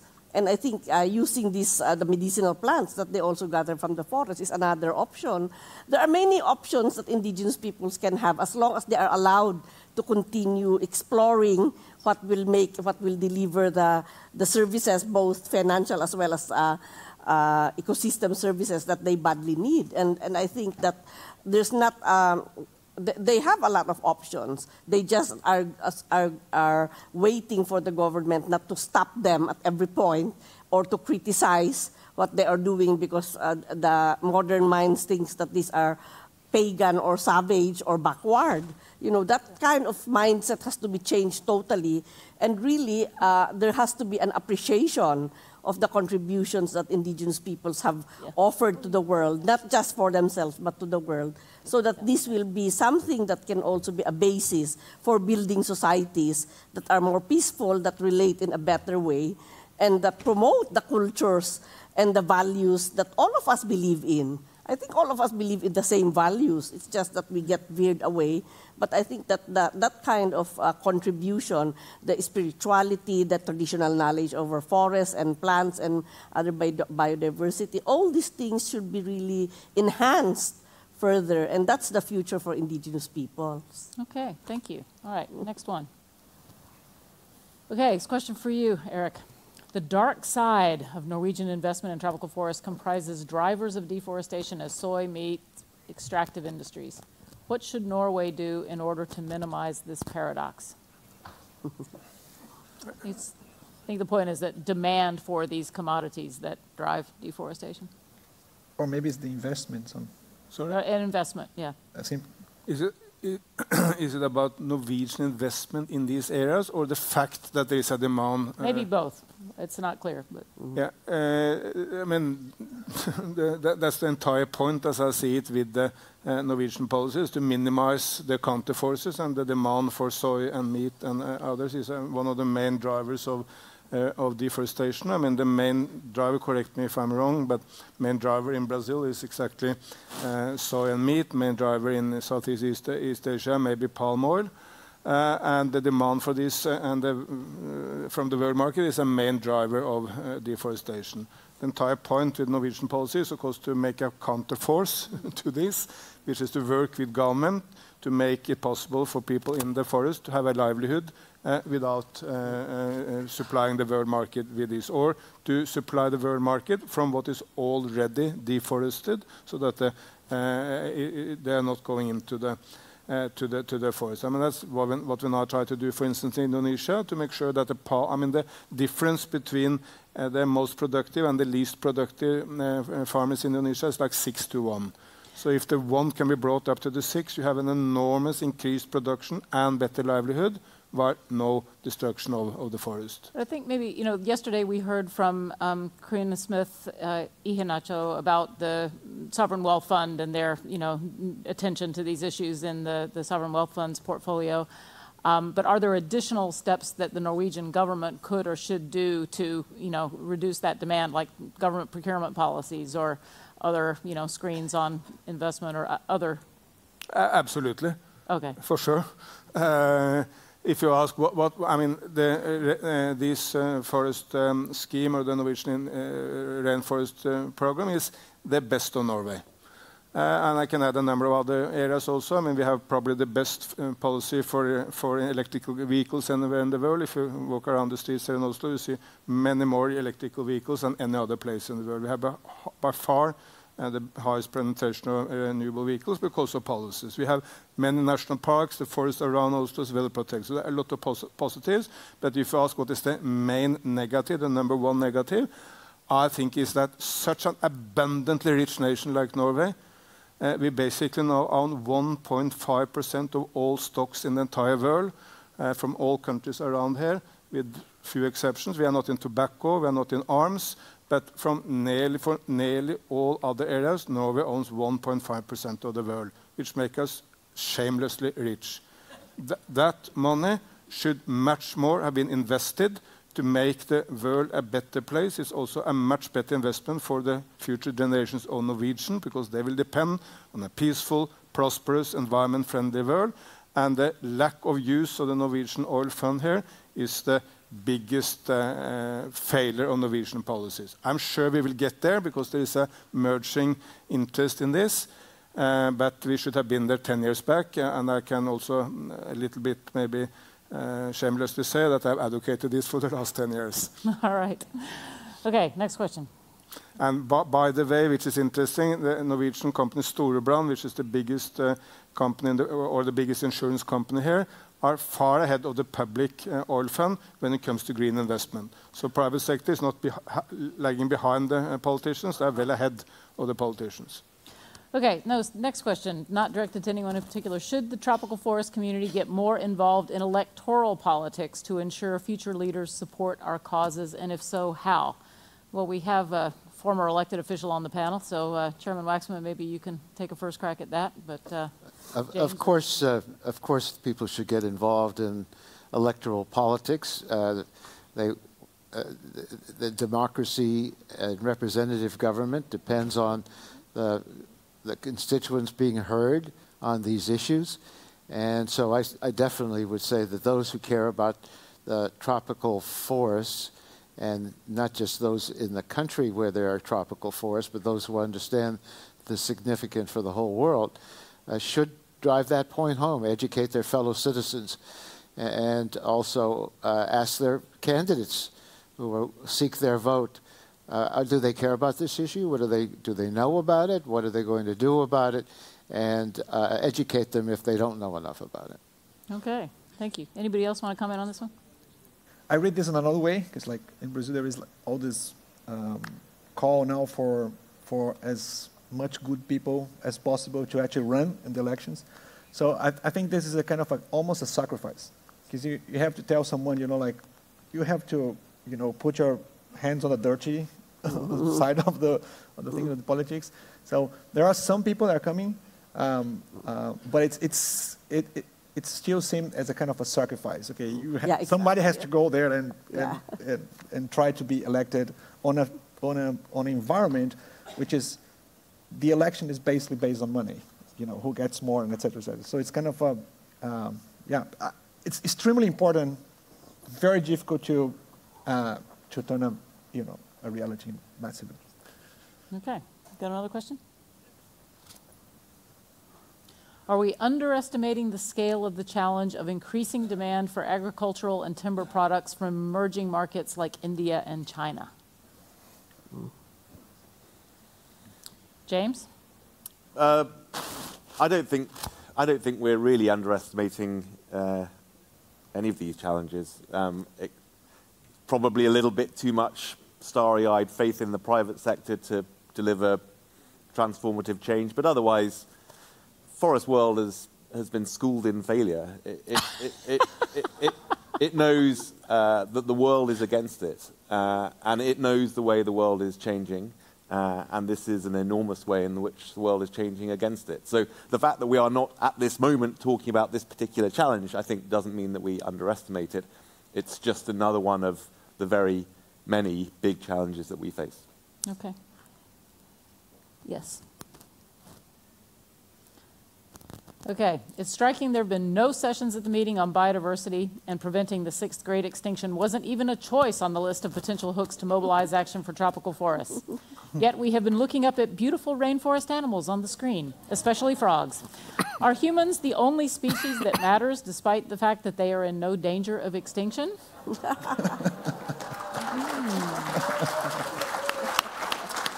So, Minister Muñoz, I wonder if you want to speak to this. I mean, Peru is certainly one of the world's hotspots of biological diversity. I mean, is that politically resonant in Peru?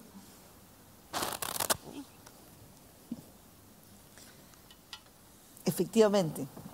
Perú es un país maravilloso, es un país megadiverso.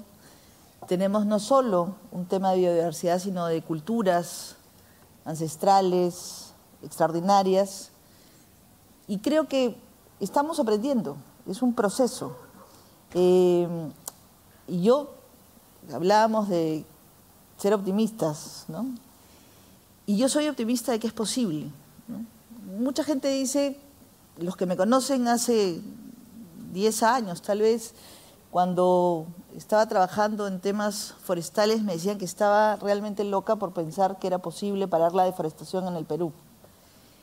Después, cuando fui directora del CERFOR, del Servicio Forestal, y abría procesos participativos con los pueblos indígenas y con todos los actores, me decían, estás loca, eso no es posible, para eso estás en el Estado, para tomar decisiones. Sí, pero no decisiones sin escuchar. Y también me decían que estaba loca, y además cuando concursé mis cargos de confianza, porque creo en la meritocracia, me dijeron que era como Alicia en el País de las Maravillas, y que era imposible lograr reformas para lograr un Estado meritocrático, ¿no? Y ahora que soy ministra de Ambiente, me dijeron que seguía estando loca porque seguía pensando que era posible lograr compatibilizar la agenda del Ministerio de Agricultura, la agenda del Ministerio de Energía y Minas y la agenda del Ministerio de Ambiente y poder trabajar juntos en equipo y demostrar que sí es posible tener un país viable donde la biodiversidad sea considerada para cualquier decisión de política pública, los bosques sean considerados y las áreas protegidas sean también una oportunidad viable en el país. Y yo sigo pensando que es posible. Y cuando vengo a espacios como estos y encuentro tanta gente que lo sigue pensando también, y hablamos de titulación de comunidades, y hablamos del tema de derechos de pueblos indígenas, y hablamos de economía circular y de red y de cómo parar deforestación, sigo pensando que es posible. Pero creo, fundamentalmente, que si no abrimos estos espacios para trabajar con los otros, con aquellos que no son nuestros socios tradicionales, la tarea va a ser más cuesta arriba, nos va a tomar más tiempo, y lo que creo es que eso sí, no tenemos tiempo. O sea, necesitamos empezar a hablar el lenguaje correcto. Y si a los productores agrícolas les interesa seguir teniendo agroexportación, tenemos que empezar a hablar de agua. Y el agua está íntimamente ligado al bosque. Y así es como tenemos que empezar a unir un concepto con el otro. Yo sigo siendo optimista porque todavía creo en el género humano. Si no, no estaría en esta posición. Okay, so the question of optimism is how we're going to end this panel. So it's clear from everything we've talked about, both in terms of what the deforestation numbers are showing and the kinds of challenges we've been inventorying, that we need a fundamental shift. You know, we got to shift from deforestation as usual to a whole new development paradigm. So what I'm going to ask each panelist to do is pick one reason for optimism that this shift is going to happen. So one reason for optimism, and you got 1 minute to tell us about it. Erik, go. Well, I also have the opportunity to be able to speak after you have gone down there, where I will share my optimistic message. I think we will fundamentally fail if we don't set out an optimistic message. But if you ask one reason for optimism, it's also an answer to the question which came up here about China and India. In this panel, there is no one from China or India. In the audience, there are hardly anyone from China and India. But if you take China and India and add Indonesia, it's 40% of humanity. So what matters, it matters quite a lot what's happening in these two places. And as I see it, China and India are now the two environment leaders of the world.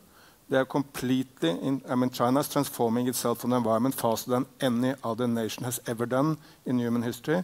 And Prime Minister Modi is also turning around the perspective in India into a perspective of how can India continue to have 7.5% economic growth, bring people out of poverty at a high speed, provide toilets to all Indians, provide electricity to all the villages, but do it through an environment-friendly policy based on solar, cleaning up the rivers, etc., etc. So if you ask me for just one reason for optimism, it's that the two most populous nations on the planet and the two, let's call it counter forces to what's happening in the United States at the moment, are moving towards the environment and a speed people haven't realized in the West as yet, but which they will soon realize. Okay, China and India, reasons for optimism. Minister Muñoz, why are you optimistic that the shift will happen? A ver, yo, como les acabo de decir, o sea, yo sigo creyendo en la gente y creo que es posible cambiar. Perú acaba de ir al Mundial después de 36 años y ha metido 2 goles. Y si hemos podido hacer eso y creemos en una generación como esta, creo que es posible ser lo suficientemente inteligentes para tomar la decisión correcta. Y la decisión correcta es realmente trabajar por lograr poner los bosques en la agenda de la política pública del mundo. Y ahí China y otros ya lo están haciendo. Y si esos lo hacen, ¿por qué nosotros no podemos? Okay, so we got faith in India, faith in China, faith in humanity. Tasso. I was thinking of mentioning South Korea, but I will not do this. No, I think that for me, the sense is like we have a negative news from Brazil in the last 3-4 years that deforestation is coming up, right? But if you can also look at that on the other side. It says we never had a so bad political environment against the environment as we have now in Brazil. We don't remember of having something so horrible that we are having now. And even though we were able to maintain the deforestation level of 7,000 square kilometers of deforestation, but we have to remember that this was 27,000 kilometers 10 years ago. So I think that on the next first chance we have to have a small, better political environment in Brazil, we will again be able to kind of push down very quickly to the next low level that we want to achieve. Okay, that's a good one. So Vicky, why are you optimistic that the shift will happen? Well, I think that my source of optimism is the fact that I see indigenous peoples getting more and more empowered, strengthening their own communities, and also they're leading the process of, say, giving rights to the rivers. I think indigenous peoples are the least anthropocentric because they believe in relations with all creation, isn't it? So they are, in the Maori, for instance, they developed this law to protect the rights of the river, and I think those kinds of actions being taken will definitely be one way of shifting the thinking that it's not just the humans who are the center of the world. All the living creations are equally valuable as us, and I think that kind of value has to be spread more widely. And then secondly, I think that the indigenous peoples themselves, they have gone through the worst situations that you can think of, but they're still there.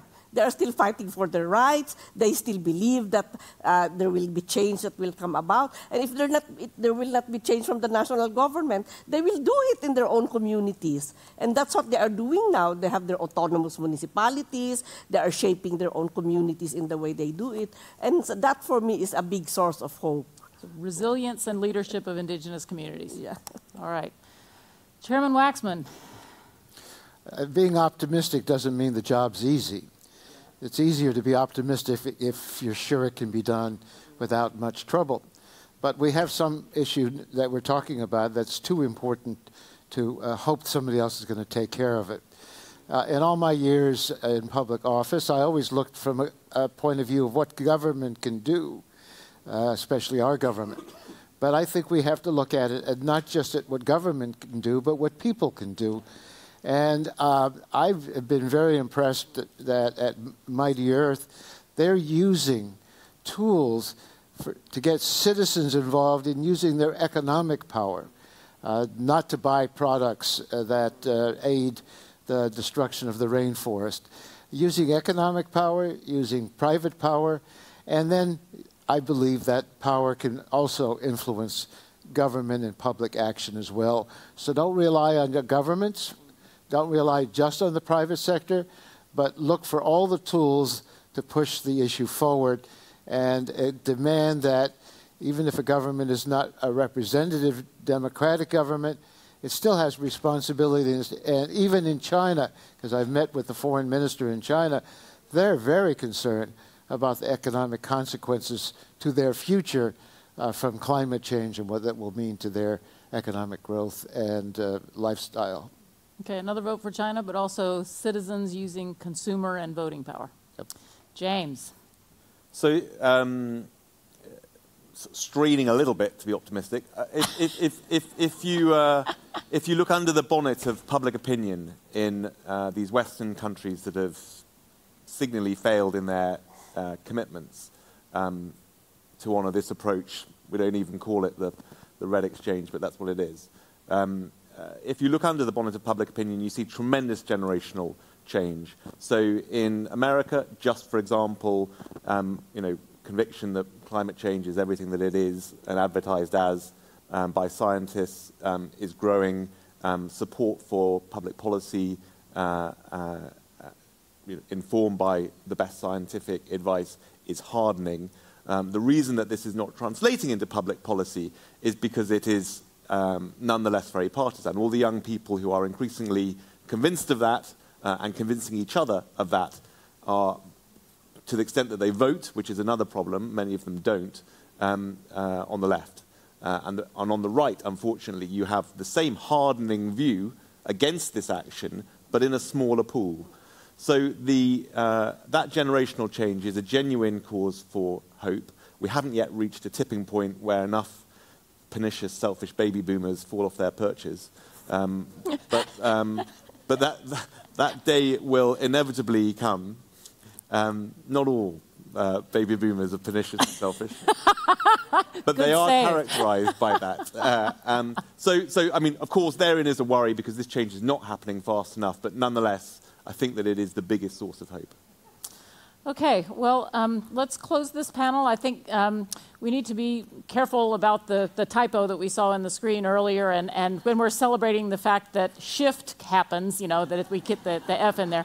But we welcome the optimism from the panel and all the other wisdom they've shared with us, so let's give them a hand.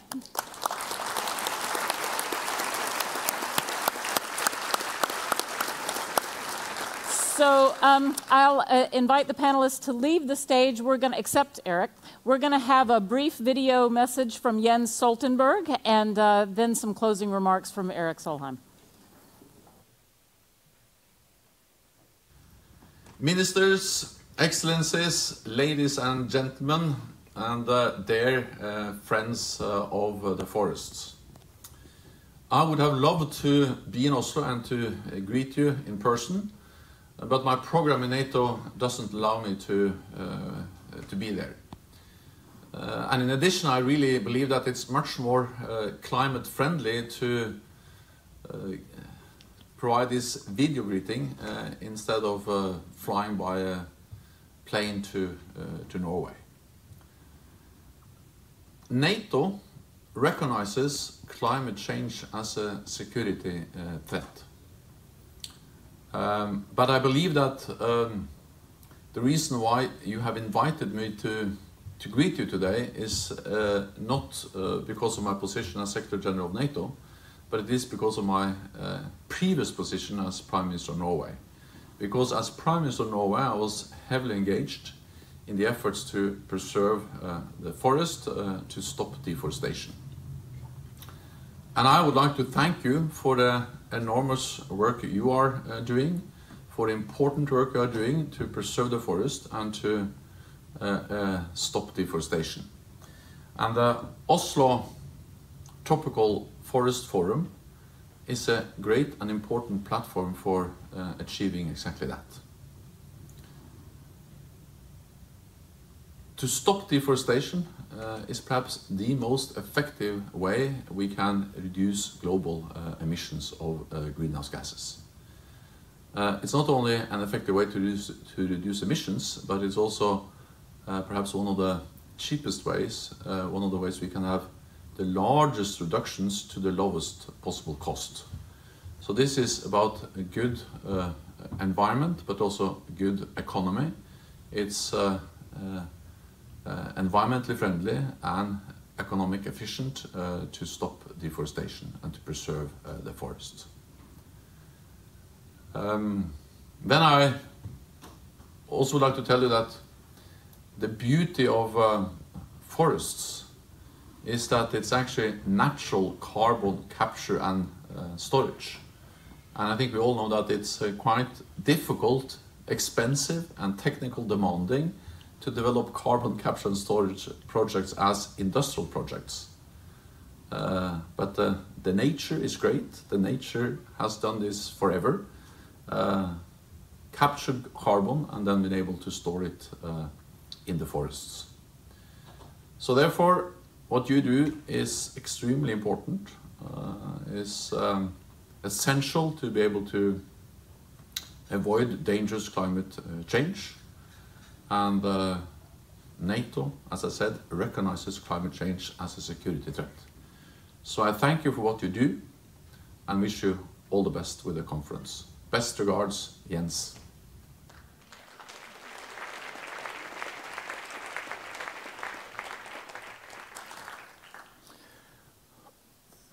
Let me start with what Jens said, because there is a new development which people haven't really realized as yet, and that is the fact that the Security Council of the United Nations have now unanimously decided to agree to Jens Stoltenberg's message, which is that climate change is a big threat to security.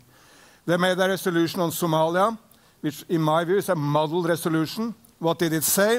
It said that if you want to bring peace to Somalia, well, you need to do hard security, which is to defeat the Al-Shabaab terrorists. You need to do good politics, which is to create a federal system in Somalia, which everyone can accept. And you need to defeat the underlying causes of conflict, the amplifiers of conflict, climate change, environment degradation. This is, of course, incredibly important, because up to this point we thought that the Russians would not accept this view. We thought, frankly, that Donald Trump would not accept this view.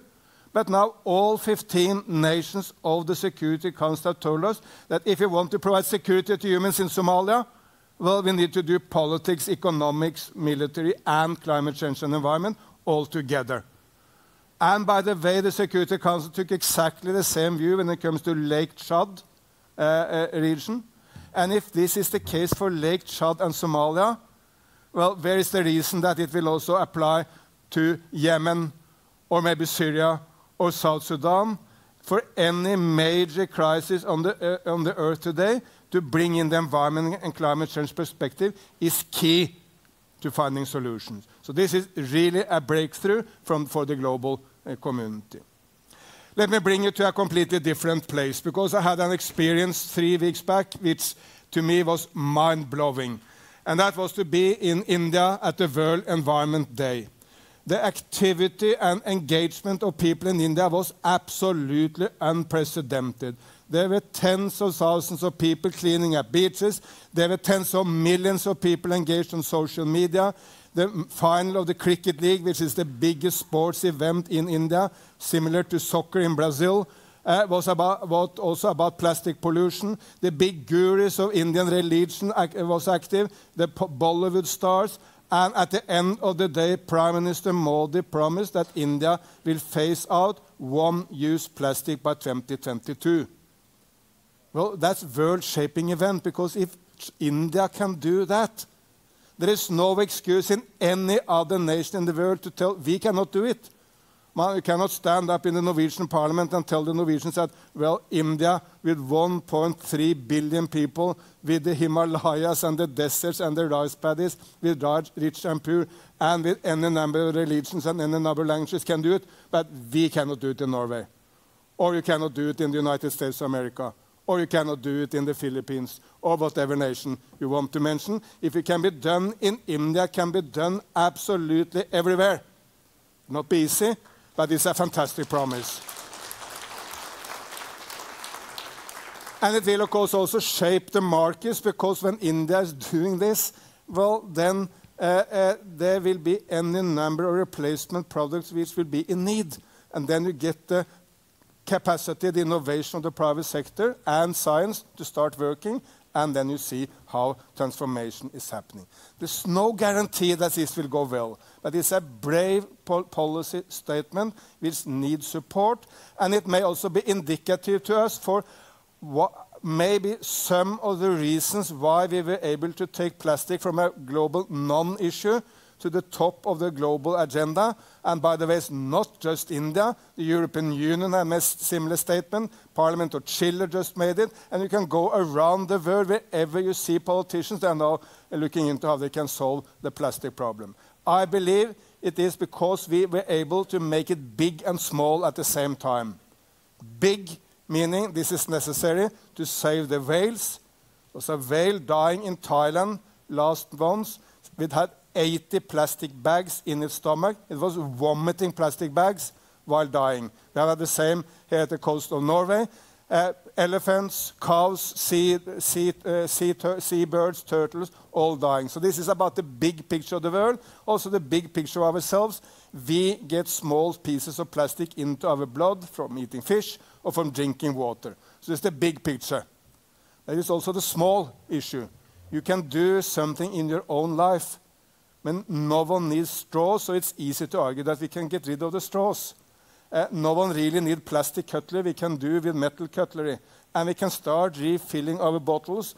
And we can, of course, throw away these plastic bottles, which are so nicely provided by the hotel here, and get into refilling of bottles. By the way, now, in India now they have what they call water ATM, which is a machine, ATM machine. It doesn't provide you with money, but you can refill your refill bottle with water from the water ATM. Cost plastic is a smaller issue than forest. But we need to look into what it takes to take it to the big scene. And I think this looking into what is in the small in your life and in the big in the global community is one way to take it forward. I mentioned India, but China is largely the same. President Xi Jinping of China, what is his main slogans? Green is gold. Meaning that if you go green, you can make an enormous opportunity for jobs, economic prosperity, and taking the remaining Chinese, which are very few, out of poverty. He has made 3 main promises for the next 5 years in China: to bring every Chinese out of poverty, to curb pollution, and to provide for financial stability so that the Chinese economy can grow. And you see the top leadership of the Chinese Communist Party at every event for the environment, and the slogans like, yes, green is gold, ecological civilization, or beautiful China, which means taking care of the cultural heritage and, of course, the beauty of the Chinese nature, all the national parks. We tend sometimes to have a little bit of a Western perspective here in the West. I admit to be a European. I believe in European values. But I also believe that we Europeans and Americans are now in a historical phase where it's time for us to open up our eyes and learn from China, learn from India, well, learn from Brazil. They have curbed the deforestation and brought it down at much, much faster than any nation in Europe has ever done in history. So we can learn from other parts of the world, and that will also bring us a little bit out of the desperation which you sometimes hear into the positives. And look to Peru. Every president of Peru in the last 20 years has left office with less than 5% popularity. They've all been kicked out, completely unpopular. But all of them, with different policies, have reduced poverty in Peru. So over 20 years, poverty in Peru has been dramatically reduced. Every president doing his bid. So it's come down to a level which is completely different from 20 years back. You are right, politicians are turned out very fast in Peru, and they're going out unpopular. But they don't deserve this lack of popularity because these nations have come out so well. And I spoke about Vietnam, and I can go around the clock. There is so much to care for and to look into as positive. We need to get out of this view as the world is going in the bad direction. If you need just one figure, think of the following. Average life expectancy on planet Earth historically was 29 years. I can see a few people here who would, on average, be still alive if life expectancy had been 29, but very few. Well, now life expectancy is 71, from 29 to 71. And by the way, most of the progress have happened in lifespan I have been living. It was not that most happened before that. Most have happened in the last few decades. So there is an enormous progress on education, on health, on extreme poverty. And there are also a number of success stories of the environment which we need to celebrate, like the protection against ozone layer, like acid rain, like conservation areas. We are now rapidly getting new conservation areas in the sea. So let's look into what has worked and take that as a leading star for the future.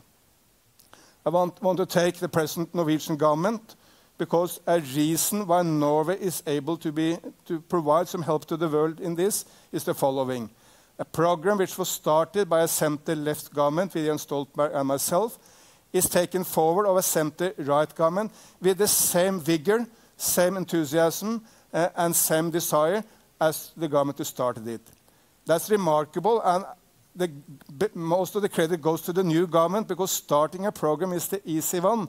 When new politicians came in, they will always have the tendency to want to change it and do something else. So the fact that the present government of Norway is really running ahead with this is so positive, and one of the reasons why Norway can play a role in areas like rainforest protection. So I want to give an applause to Ola Elvestuen for this fact.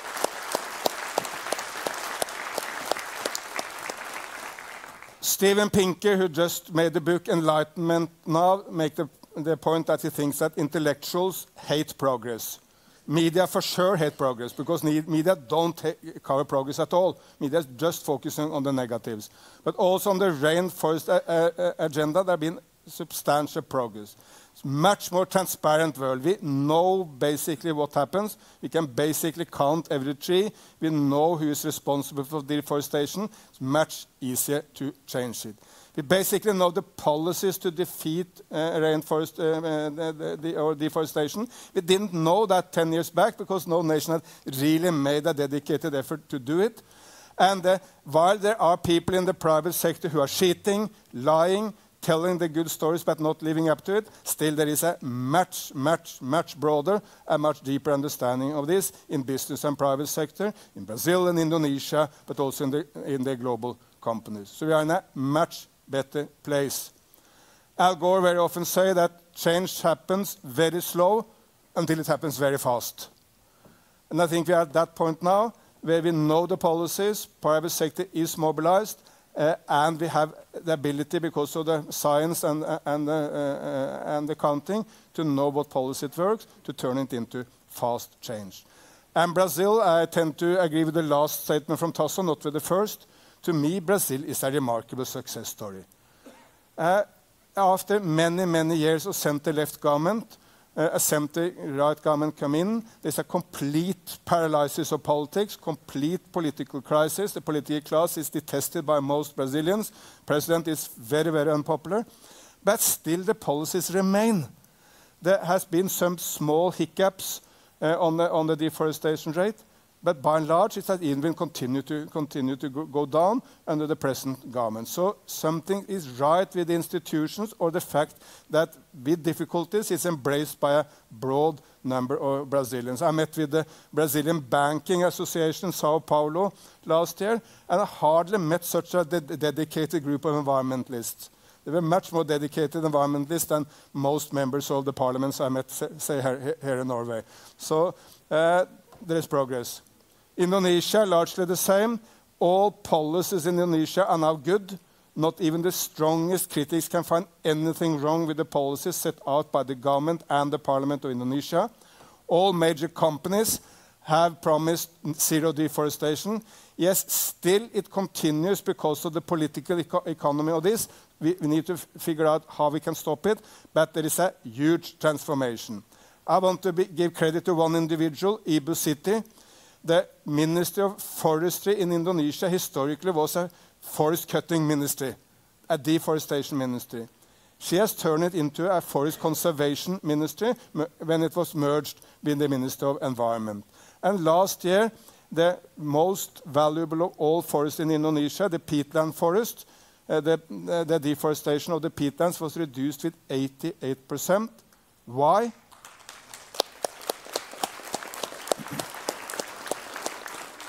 Because of a moratorium from the government, which they tried to implement with strength and vigor. And Indonesia is now also, by the way, working with the two Congos to provide South-South cooperation to the two Congos. And as you may know, the peatland area between the two Congos, the amount of carbon stored there is equal to 20 years of emissions from the United States of America, or 3 to 4 years of global emissions. So just the destruction of these of one peatland area would have these catastrophic consequences for planet Earth.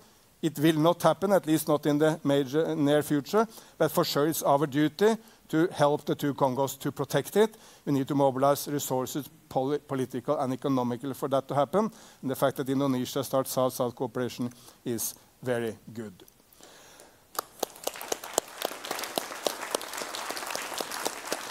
I saw, by the way, the Minister of Environment, very strong woman from Republic of Congo here. I don't know where you are, but if you are here, show your face so you can get there also some applause for, well, I can't see you, sorry for the light, but at least the Republic of Congo is here.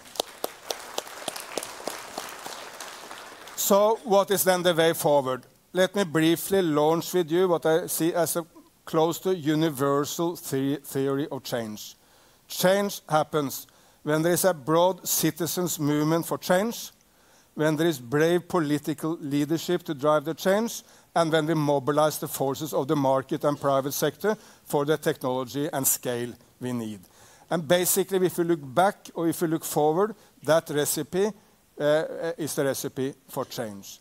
Citizens, let's get tribute to those citizens who are paying the ultimate price. Mrs. Caceres, who was killed in Honduras, or Chico Mendes in Brazil, or many other, unfortunately, nameless people killed in Latin America, Africa, Asia, Europe, wherever they are killed, for protecting the environment. In the environment, we try to step up, defending them, writing to presidents, asking for the defense, asking for proper court procedures if someone is killed. But we need to defend these because they are in the front line of our struggle. But adding to that, of course, we need this interfaith religious leaders movement. We need the movement of indigenous people. There are so many groups we need to mobilize. But we also need to look into how we can do that and how we can change. Because we are the people in this room is in the forefront on the environment struggle in the world. Without us, it won't happen. But sometimes we speak a language which keeps people distant rather than bringing us on board. Speak a very theoretical, very difficult language with a lot of UN phrases, a lot of acronyms. People don't link up to that. It's not part of them. We need to make environment a kitchen table conversation. Because if people don't speak about the environment when they meet the grandmother or when they go for a soccer match, it's failing. It's not that people don't speak about political other issues in those circumstances, but then they will speak about something else. That is the success of plastic. That's also sometimes the success of solar energy. And that's the success criteria for us if we really want a citizens' movement. We speak about it in a way people can understand, close to people ways, in a more optimistic can-do way.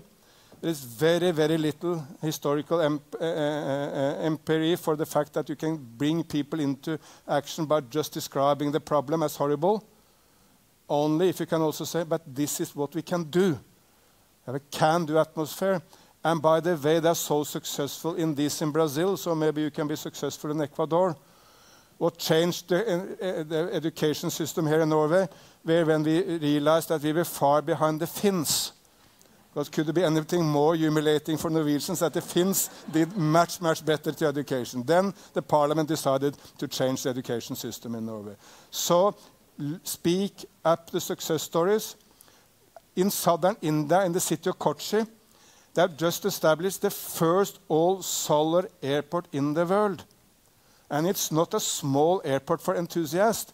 It's bigger than any airport in Africa outside South Africa. So from any global perspective, it's a big airport. Everything is solar, 100%.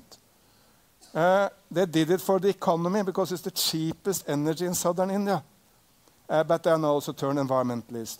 But if they can do that in southern India, of course it can be done in South America or in Spain or France, maybe even in Norway, at least at some good days, it can be basically done everywhere in the world with some sun, and sometimes we see the sun here as well. So we need to mobilize citizens, and then we need a more enthusiastic, more positive, more down-to-earth, close-to-people message. Then we need to mobilize political leadership. That's what we have seen in nations like Indonesia and Brazil, and we see it in other nations. And we need to support when we see it. It will never be perfect. It's always difficult for political leaders, but brave political leaders need to be supported. We can vote them into power, it's even better, but then they need our support, and we need to work with them. And very often they will ask, well, what works? How can we get this to work?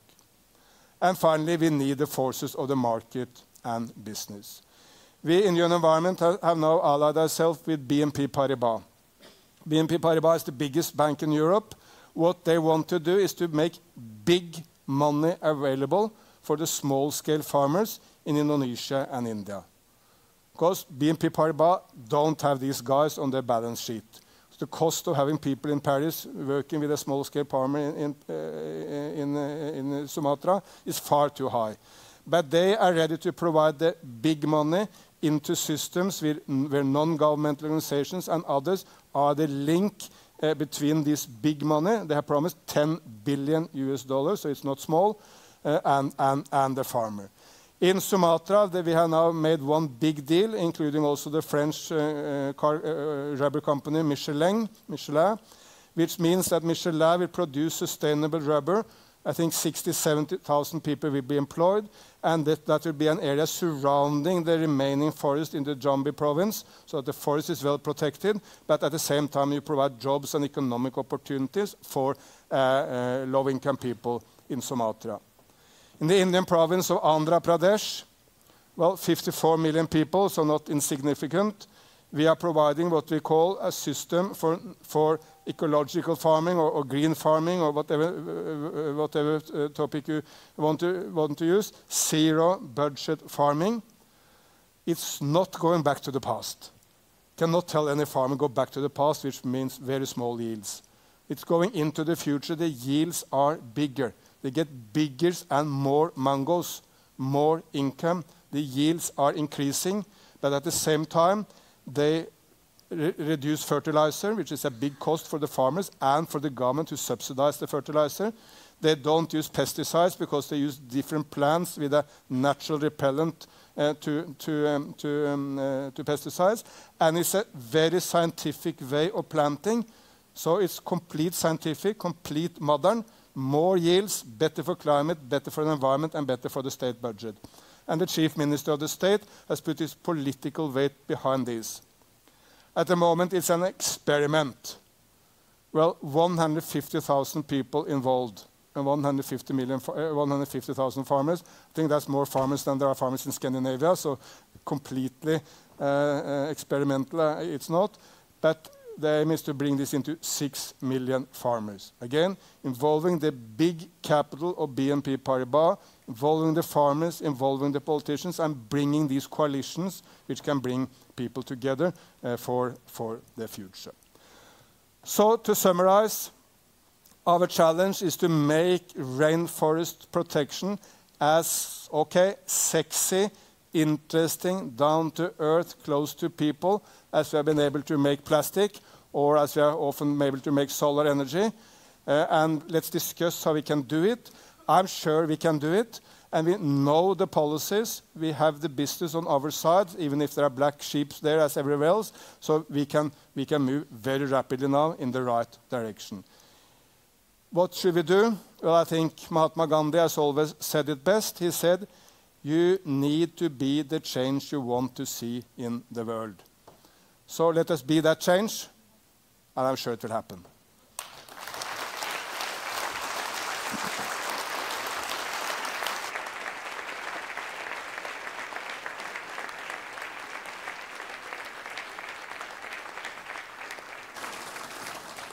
Thank you, Erik. So we've now come to the end of our program. And perhaps to return briefly to the anesthesia analogy, I hope that the programs over the last 2 days have not put you to sleep, but in fact have not only woken you up, but have given you some tools that you can use to wake other people up. So we can go forth from this building and do our part to mobilize the constituencies that we need to solve this problem. I have just one announcement and then some thanks to give before turning it over to Minister Elvestuen for final closing remarks. The announcement is that actually the program isn't over because we have another set of events down the street at a venue called the House of Literature.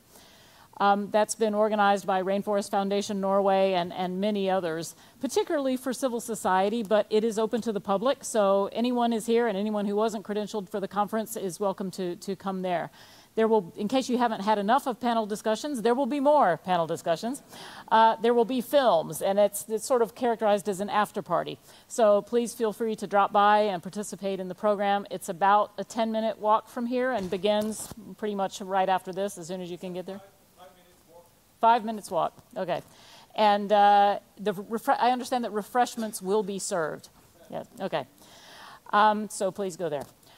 So now I just need to thank a few people. You know, as I've run around the hallways here the last 2 days, people keep coming up to me and congratulating me for, you know, how smoothly the conference is going and how, you know, seamless all the logistics are and everything. And, you know, I've graciously accepted those compliments, but of course I had nothing to do with it.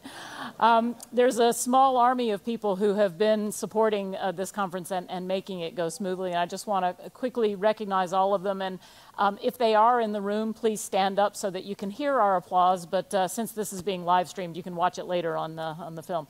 So first of all, to the two people who've been receiving probably into the thousands of emails over the last few months in organizing this conference, the Secretariat for the Oslo Tropical Forest Forum, Hans Christian Schilde and Juliana Maisto. Are you here? Yes.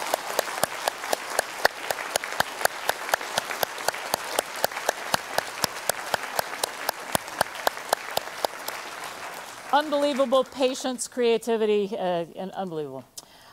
Then I want to thank, not all individually by name, but the members of the program committee, who was a hearty band of people from NICFI, from NORAD, some ringers I brought in, William Leo Solange, and we had increasingly frequent conference calls at hours that were either early in the morning for somebody or late in the afternoon for somebody else, and who really helped put together the program and make the tough decisions about how to allocate time and deal with all the last-minute crises. And they've been at meetings at 7 o'clock every morning the last couple of days. So all of you, please stand up and receive thanks.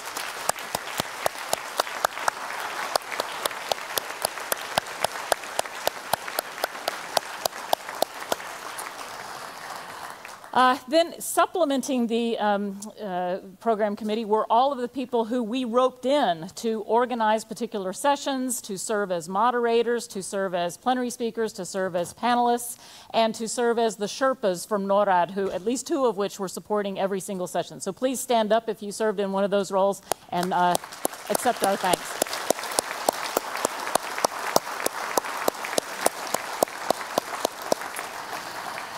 Behind the scenes and behind the thing back there, and a little sort of Star Trek-like control room in the back here, were the staff from Medvind, which is a conference organizing company, who are the ones who do all of the logistics behind the scenes, making sure you've got the right microphones and the right seating arrangement and everything. Particularly Joachim, Margrethe, Inger, Per, and everybody else who helped with miking us up and doing all those things. Please accept our thanks.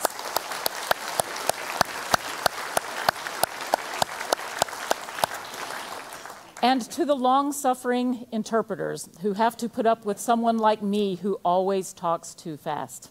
My apologies, but thanks on behalf of all of us, particularly those whose first language is not English.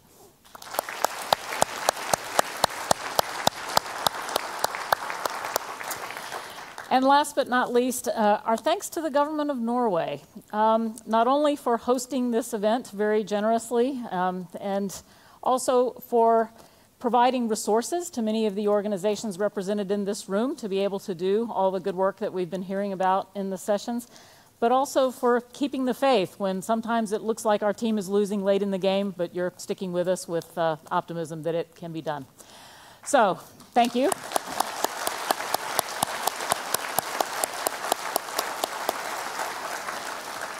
And now I will turn the microphone over to Minister Ola Elvestuen to formally close the conference. Thank you.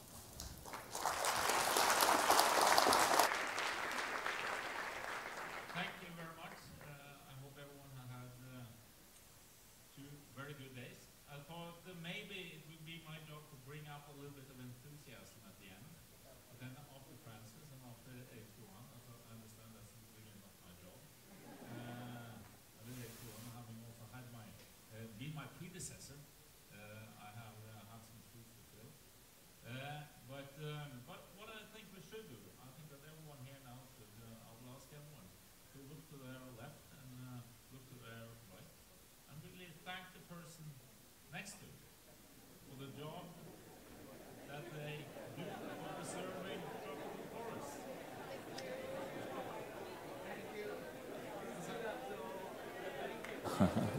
Because I think everyone here is really putting in an effort to stop deforestation. And I hope that everyone has had fruitful days here, that you have learned a lot, that you have made new contacts, and also gotten new inspiration for the work that you have to do, and we all have to do in the coming years. I hope also that, as was said, that a lot of people will join us to go up to the House of Literature, where we will continue to discuss this important topic. But what I really want to do is just to thank everyone for the energy and courage and creativity and wisdom, and in finding solutions on the biggest issue against our common future, the loss of tropical forests. And I must say I'm confident that together we will find these solutions to realize the massive potential of tropical forests to contribute to the Paris Agreement and UN Sustainable Development Goals. And the government that I represent has extended the Norwegian Climate and Forest Initiative until 2030. So we are in this for the long haul. And you can...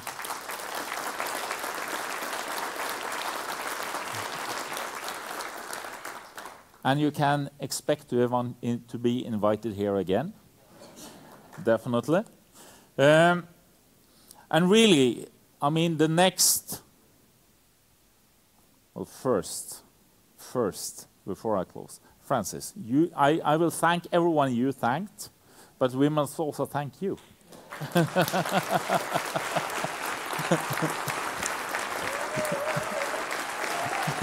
Thank you very much. Thank you.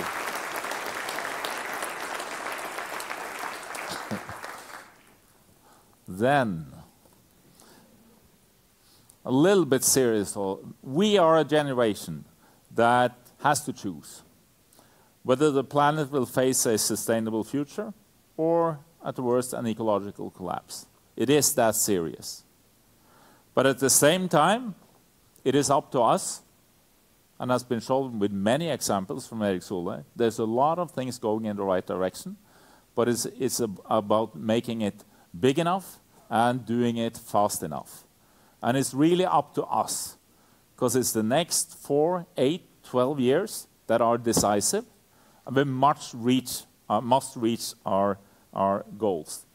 But, and it's kind of like the buck stops here. There will be no second chance. And we have to do the job, and we have to do it together.